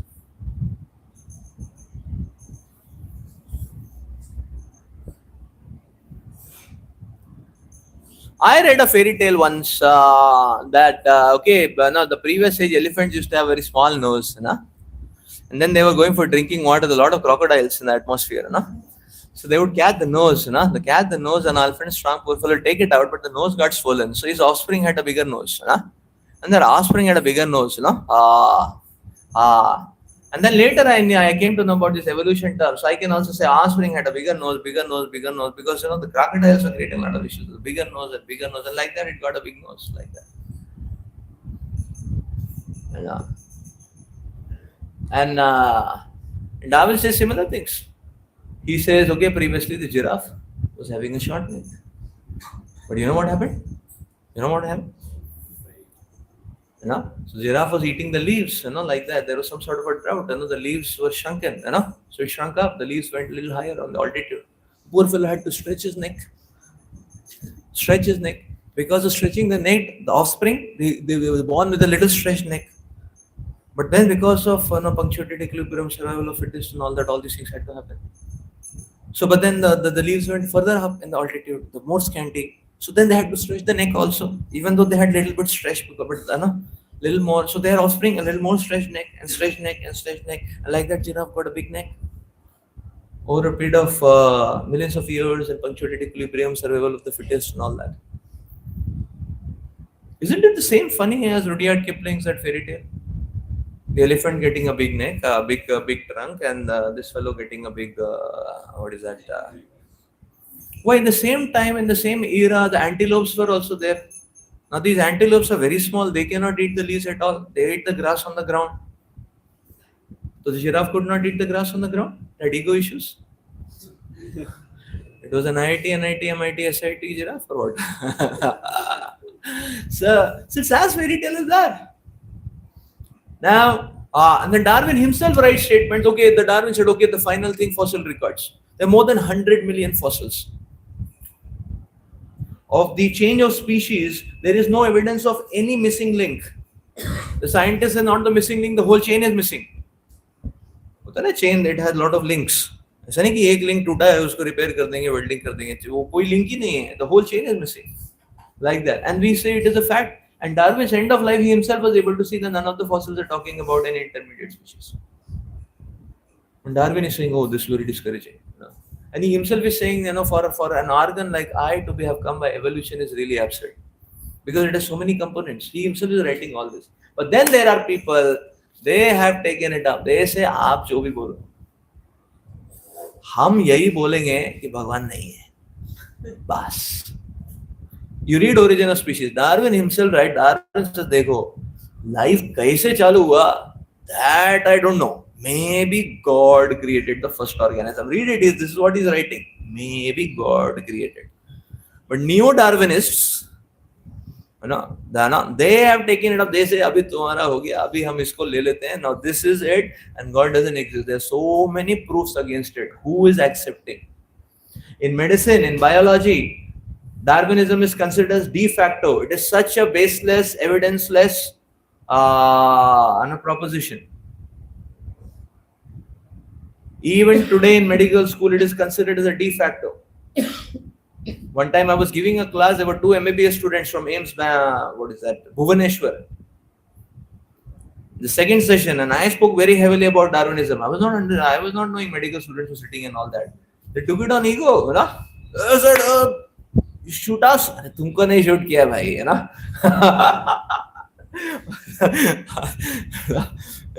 So they were saying that Darwin के ऊपर कुछ बोल दिया, you're shooting us, because it is considered as de facto. I remember one time in ISI, Indian Statistical Institute, there was one PhD research. What is this PhD research? You know what they're doing like this? There are these various types of reptiles. Bhagavatam also mentioned, Navada, Jalalakshani, what is that? These many reptiles, these many. So all species of reptiles. What this fellow had done was that, out of all the features of these reptiles and all that, this guy has created an ordering, some sort of ordering. And then he said that, okay, candidates, species, on starting of the ordering, they are less evolved. Candidate species, ending of the ordering, they are more evolved. So this is how evolution took place. This is a PhD research. This is a PhD thesis of ISI, Indian Statistical Institute. Very foolish, absurd and foolish. What is the directionality of this? Can we not do any ordering of anybody? Now we are how many of us sitting here? We are 60 of us sitting here approximately. Can I not do an ordering of all of you? You know? Then I can say, okay, this Prabhu is a little short in height. You know? This Prabhu is a little big in height. So less evolved is more evolved. You know? Like that. I can do ordering this way also. I can do ordering reverse way also. I can say, okay, this Prabhu's hairs are a little curly. You know? This Prabhu's hairs are a little more, so he's more evolved, he's less evolved. You know? Is it not? You know? His face is short, his face is long. You know? So any direction I can say, any direction I can talk about ordering. So I can say somebody is fat, that means he's disorganized, but somebody is fat, I can say is more healthy also. So it can, so which direction you'll do ordering? Which direction you'll do ordering? So from short to tall is ordering, or from tall to short? Because you may say, okay, in the tall fellow, in the big space, a lot of things are there. In the short fellow, in the small space, a lot of things are there, more organized. No? So, so that means ordering can be done in any directionality. That means the whole work is a joke. And they say, no, we have research, we can prove evolution. This is the proof. This is the proof. So it's not that the science goes without ego. Okay, if we are that broad-minded, what is the problem in accepting God? What is the problem in making an experiment with God consciousness? That is the idea. That is the idea. Now,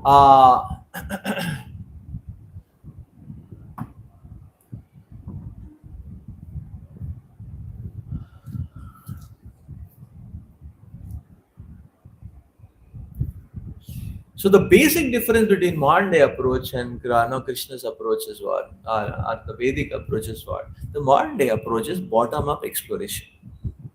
That from zero, from nothing, we are trying to find out. Whereas the Vedic approach is top down approach. That knowledge is coming from God. We take it, we experiment with it, we use it to improve our lives, and we can see it working. Whereas the bottom up approach is very much starting with no understanding and then doing hit and try. But the very fundamental weapon of the modality of hit and trial has a flaw, because all our lives are very, very limited. All our lives are very, very limited. So we just don't want to go on gambling with our lives. That's the whole point. And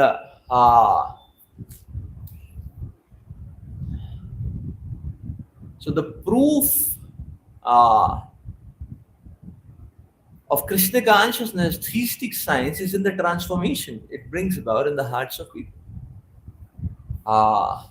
The transformation which brings about, which it brings about in the hearts of people. There is now you see.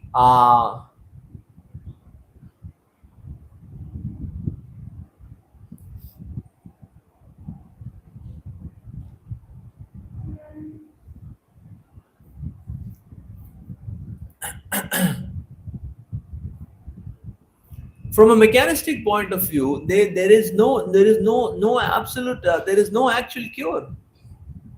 We see, see from a materialistic, from a material point of view, we see people have certain kinds of natures, and lifelong it is impossible to change natures. You might yourself have experienced, there are some people in our family, they have very angry nature. This fellow is very angry. Every now and then he or she becomes angry. Because of that, they spoil their relationships, they spoil their professional relationships, they don't get promotions, and so on and so forth, and so many things. So the whole life they have been seeing the bad effects of it themselves. Still they are not able to change it. Why? Because the change happens on a higher dimension. Only when we understand the dimension of spirit can we change our attitudes, can we change our nature. So to change nature is impossible from a material point of view. So therefore we will see modern psychiatry.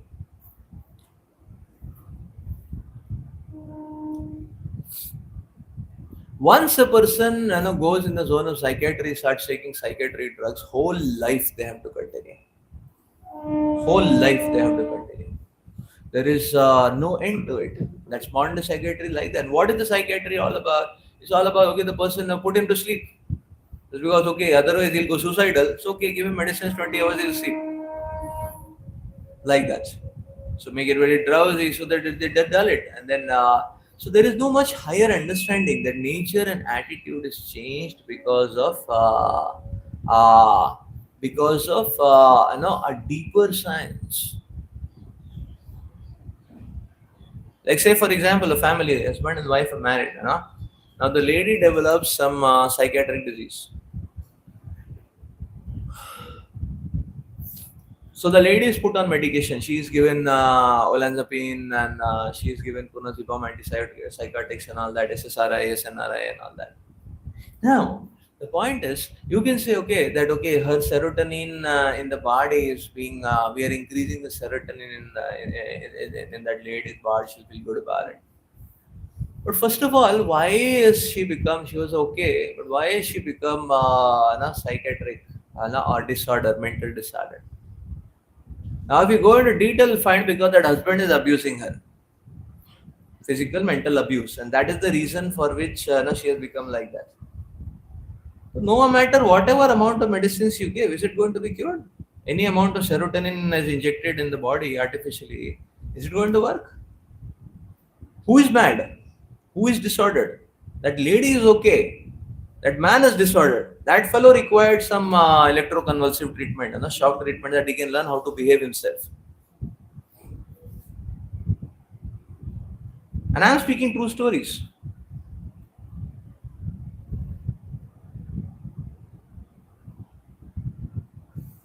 And I am not speaking a made-up story. I am speaking what is. I'm speaking a true story, a true incident. That fellow requires electroconvulsive treatment that he can understand how to behave himself, like that. And where is this? So this is the problem when we only limit ourselves to the dimension of matter. We need to grow to the dimension of spirit. We need to grow to the dimension of God. And that has to be ingrained. So it is not Vedas, which is sometimes people say that it is not Vedas which are unscientific. It is modern day approach which is unscientific. Can anybody do a PhD without referring to the existing research papers? 1.5 years and PhD people are only reading research papers. They say, okay, at least 100 papers you have to read. When you read 100 research papers, then you get some idea that what has happened in that field, where is some space or gap where I can contribute. Is it blind? It's completely based on learning from what has happened. But that much we are able to understand. But when it comes to life per se, why do we want to go blind? Why not understand from the Vedas what is the world? Understand from the Vedas what is the experiment, and then go forward and try it out. So the modern day approach, when it says that okay, God has no place in science, and that kind of statement, but without experimenting, why are you concluding? See, a conclusion without experimentation is superstition. So atheistic science is blind and superstitious, not the Vedic modality. Not the Vedic modality. Because the Vedas are always talking about that this is how the world is. The Vedas are giving us an experiment, how we can make our lives better. We can research ourselves and see for ourselves the results.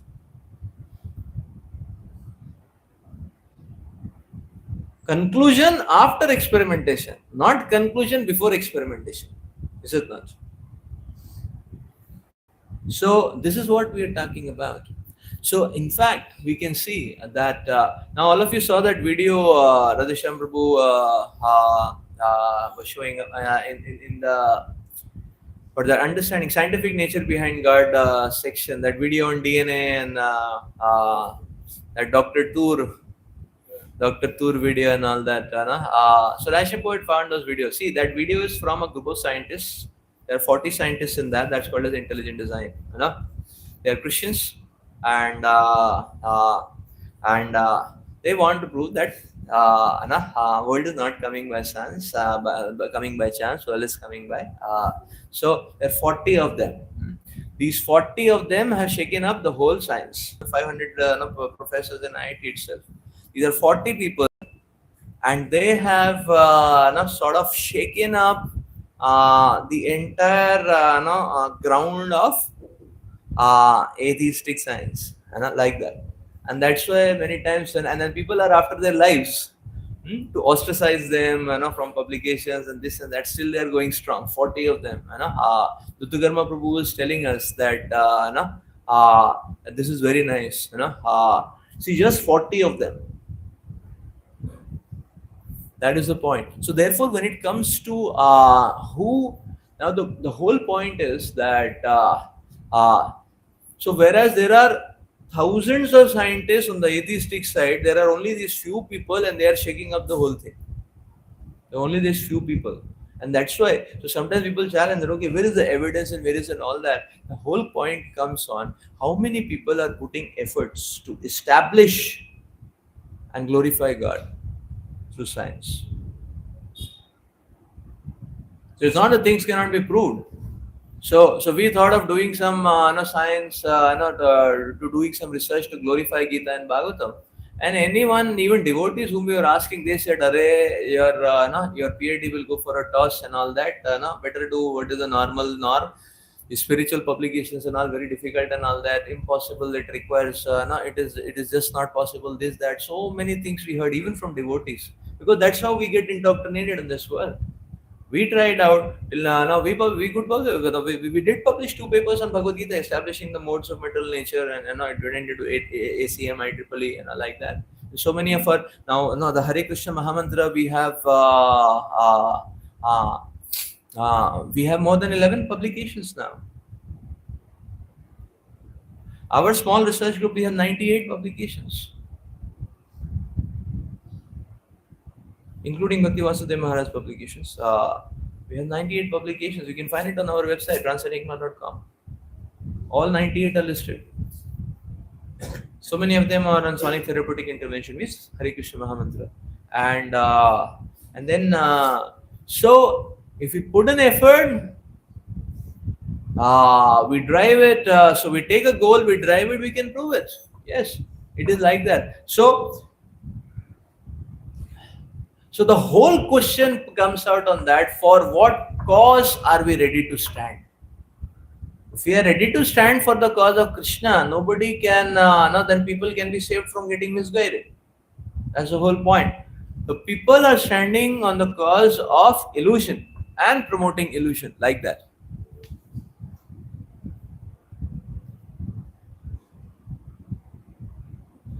We have solid belief that if each of you here, if we can take to this task of science and spirituality, we can overthrow materialistic atheistic science in the next 50 years. 100 devotees doing taking to this dedicated research of science and spirituality, we can overthrow atheistic research, which talks about that life is coming from chance and there is no purpose and chemicals and all that. We can overthrow atheistic research. Only 100 devotees, dedicated devotees, 50 years of time, and we can overthrow. But that is where the question is: are we ready?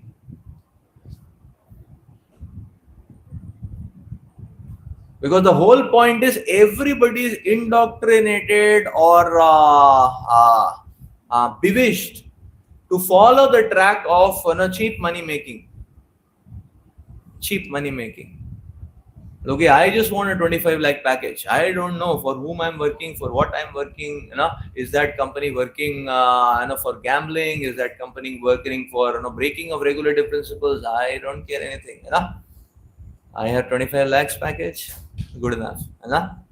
This is how. See, this is how the education system has intoxicated people, and then people they don't think actually. Do we have the guts to stand for reality and truth? If we have, then we can overthrow. This is called as reality. A small handful can overthrow thousands and thousands and thousands of people trying to put up facades of illusion. God is the reality. Krishna is the reality of the universe. And we have an eternal relationship with Krishna. And Krishna has kept eternal happiness in stock for us, including this life. That's the reality. So that is why, if we sincerely stand to the practices of Krishna consciousness, that's why Srila Prabhupada one time he said to his to his GBC, to his disciples, he said 18 of the devotees were there, and Prabhupada 18, maybe a dozen, maybe a dozen devotees were there. Prabhupada said that if you have full faith that in the existence of Krishna, in 18 days we can take over the world. That means make the whole world Krishna conscious. 18 days. So it's all a point of whom we want to stand by. And that is our choice. And if you want to stand by Krishna, then nothing can stop people from receiving their share of eternal oceanic happiness which Krishna has kept for each one of them. So let's stop here for today. Is there anything? Yes.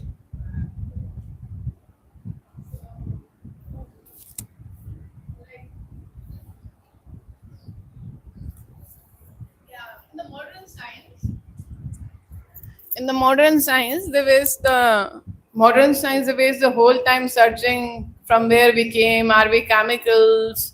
So whole research is going in that domain. Whereas Vedas, they're giving us from where we come. So it's like a child who doesn't know who is my parents, and whole life is just looking for his parents, and he's trying out this and that.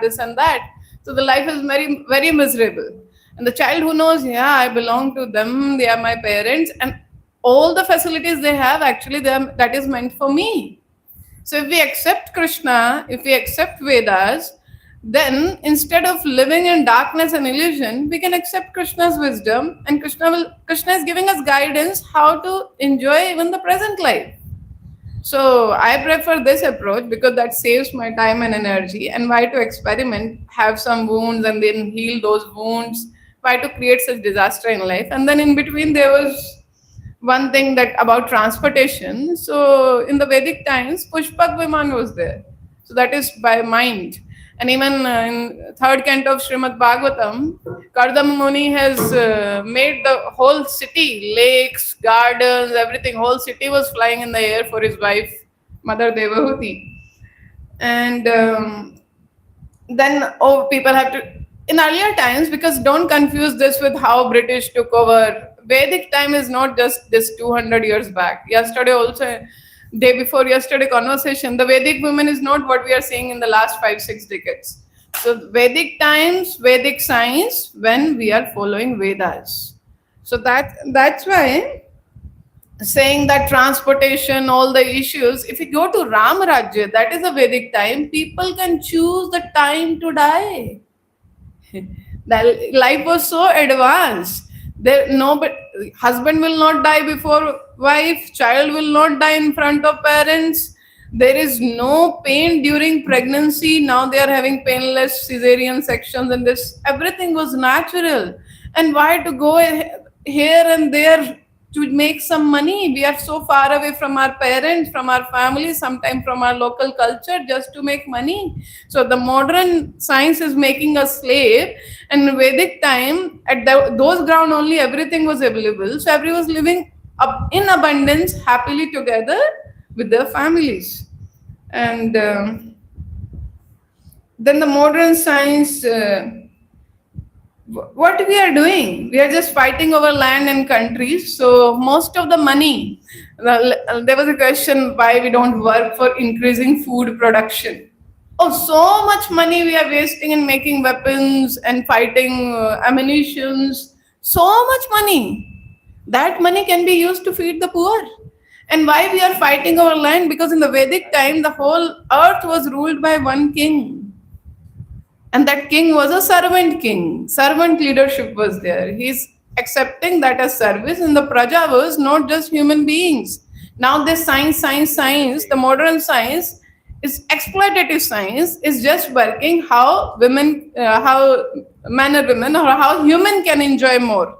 We are not considering about the life in the sea or life in the forest. We are the one who have burned forest, or we have disturbed the life in the oceans. Huh? That your plastic, I think there is some whole island there where so much plastic dumped in the sea. So actually, the modern science is just considering for human beings. They are not considering about plant, trees, and life in other species. That's why the modern science is blind and selfish and exploitative. And just to say, yeah, this is modern science. This chemical weapons. We have seen doctors who are making bombs in Faridabad and in Ahmedabad who are making chemical warfares. Huh? So modern science, without accepting God, culture, religion, is a destructive science. It is not acting for the welfare of the world. इतना दिमाग दिया भगवान ने, IIT में आए, medical college में आए, और क्या बना रहे हैं? वेपन्स बना रहे हैं. हाँ, कैसे डिस्ट्रॉय करें दुनिया को. इतना तो एनिमल्स भी नहीं करते. Animals are not doing all this, how to do the mass destruction. And this is the boon of modern science, that we have global warming issue, glaciers are melting, the whole climate disturbance. This is global, even the earthquakes. ये सारा disturbance modern science ने किया है.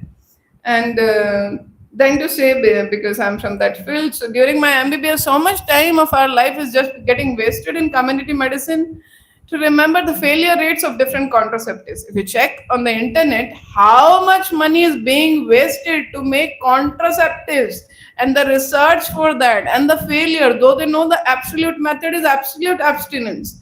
So money, time, energy, and intelligence is being wasted in wrong direction by modern science, because again, modern means mad run. So that's why we should not become the part of this mad race, because the very fundamental, first understand you are not the body, and then use your time, energy, intelligence, money, resources to achieve that goal, not the temporary solution and creating bigger problems. So this is what I was listening, and 2 days back, and then one point today, like nuclear weapons, your Brahmastra. So thank you so much. The other team is accepting that our weapons were so advanced, we made Brahmastra. So thank you for acknowledging that. And our Brahmastra is not like Hiroshima, Nagasaki, or like Pakistan is about to do and Russia is about to do. Our Brahmastra very well targeted. केवल और केवल उत्तरा के गर्भ में जो शिशु है उसको ही जाके अटैक करने वाला है. तो इतना फोकस्ड है हमारा.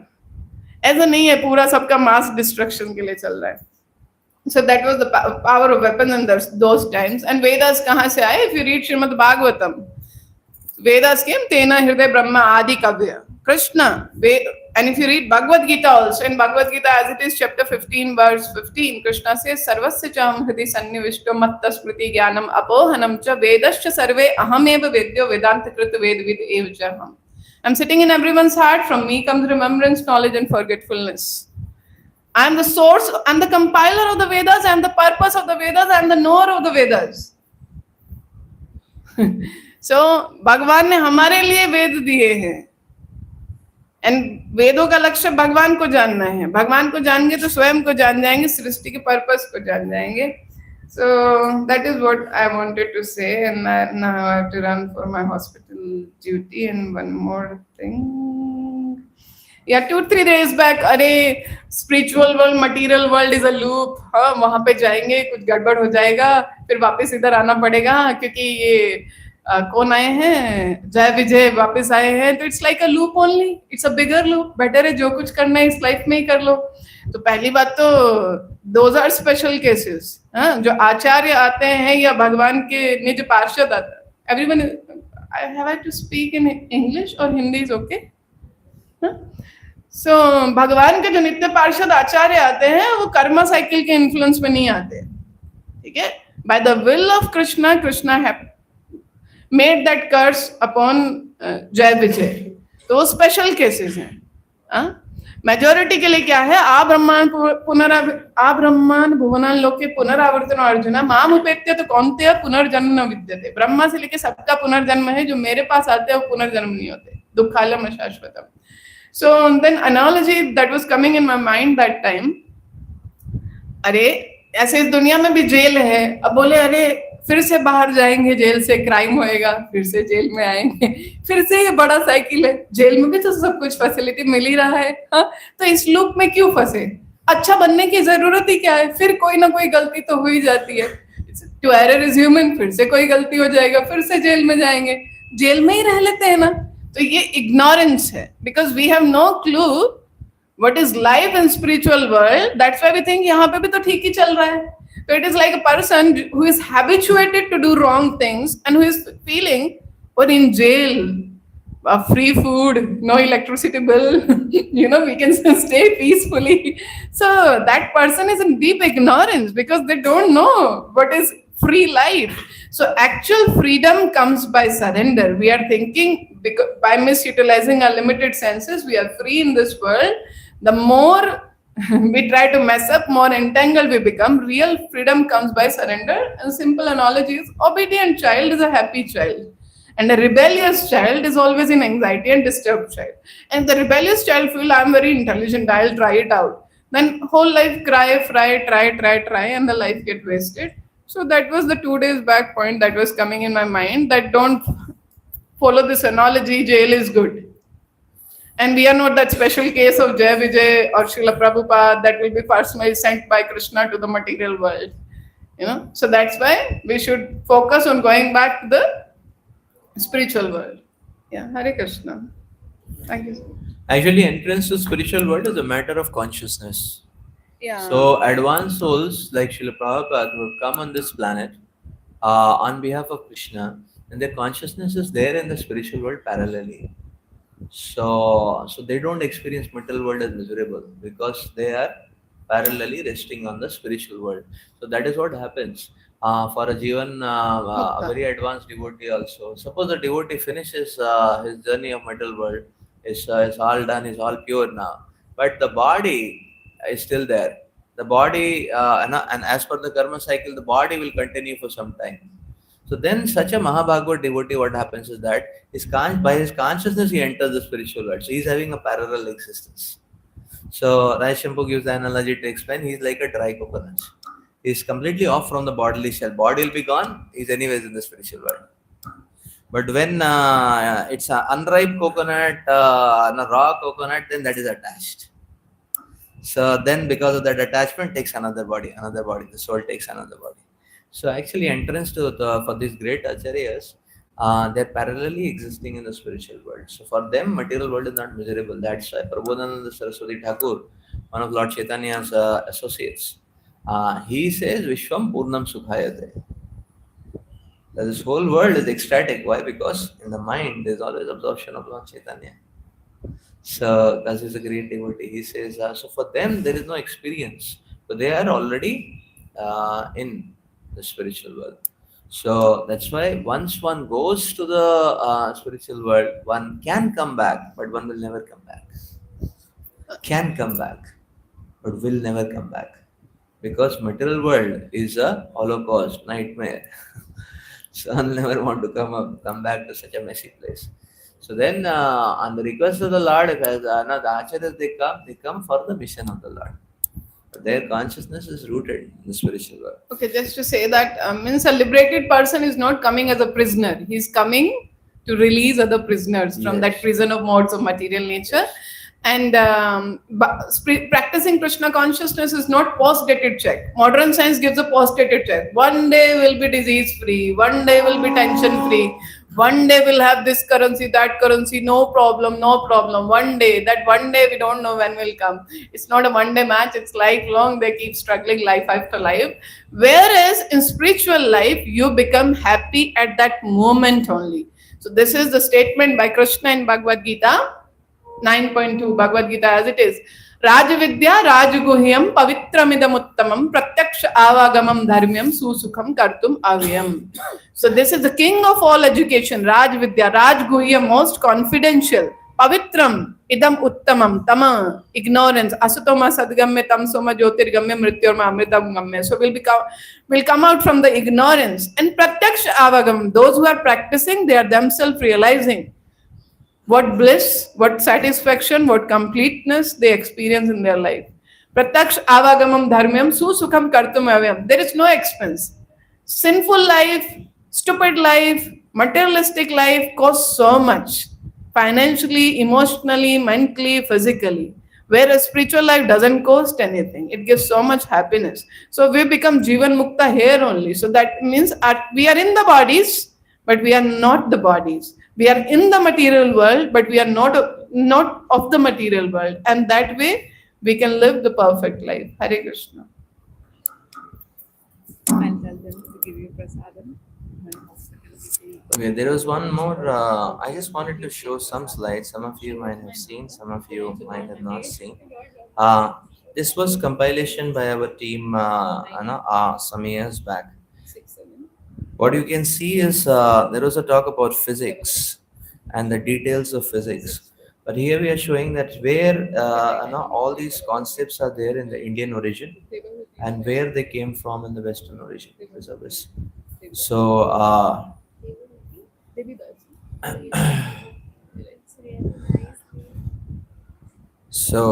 so like concepts like nuclear energy I mentioned in Mundak Upanishad. Rig Veda mentions about light, velocity of light, infrared,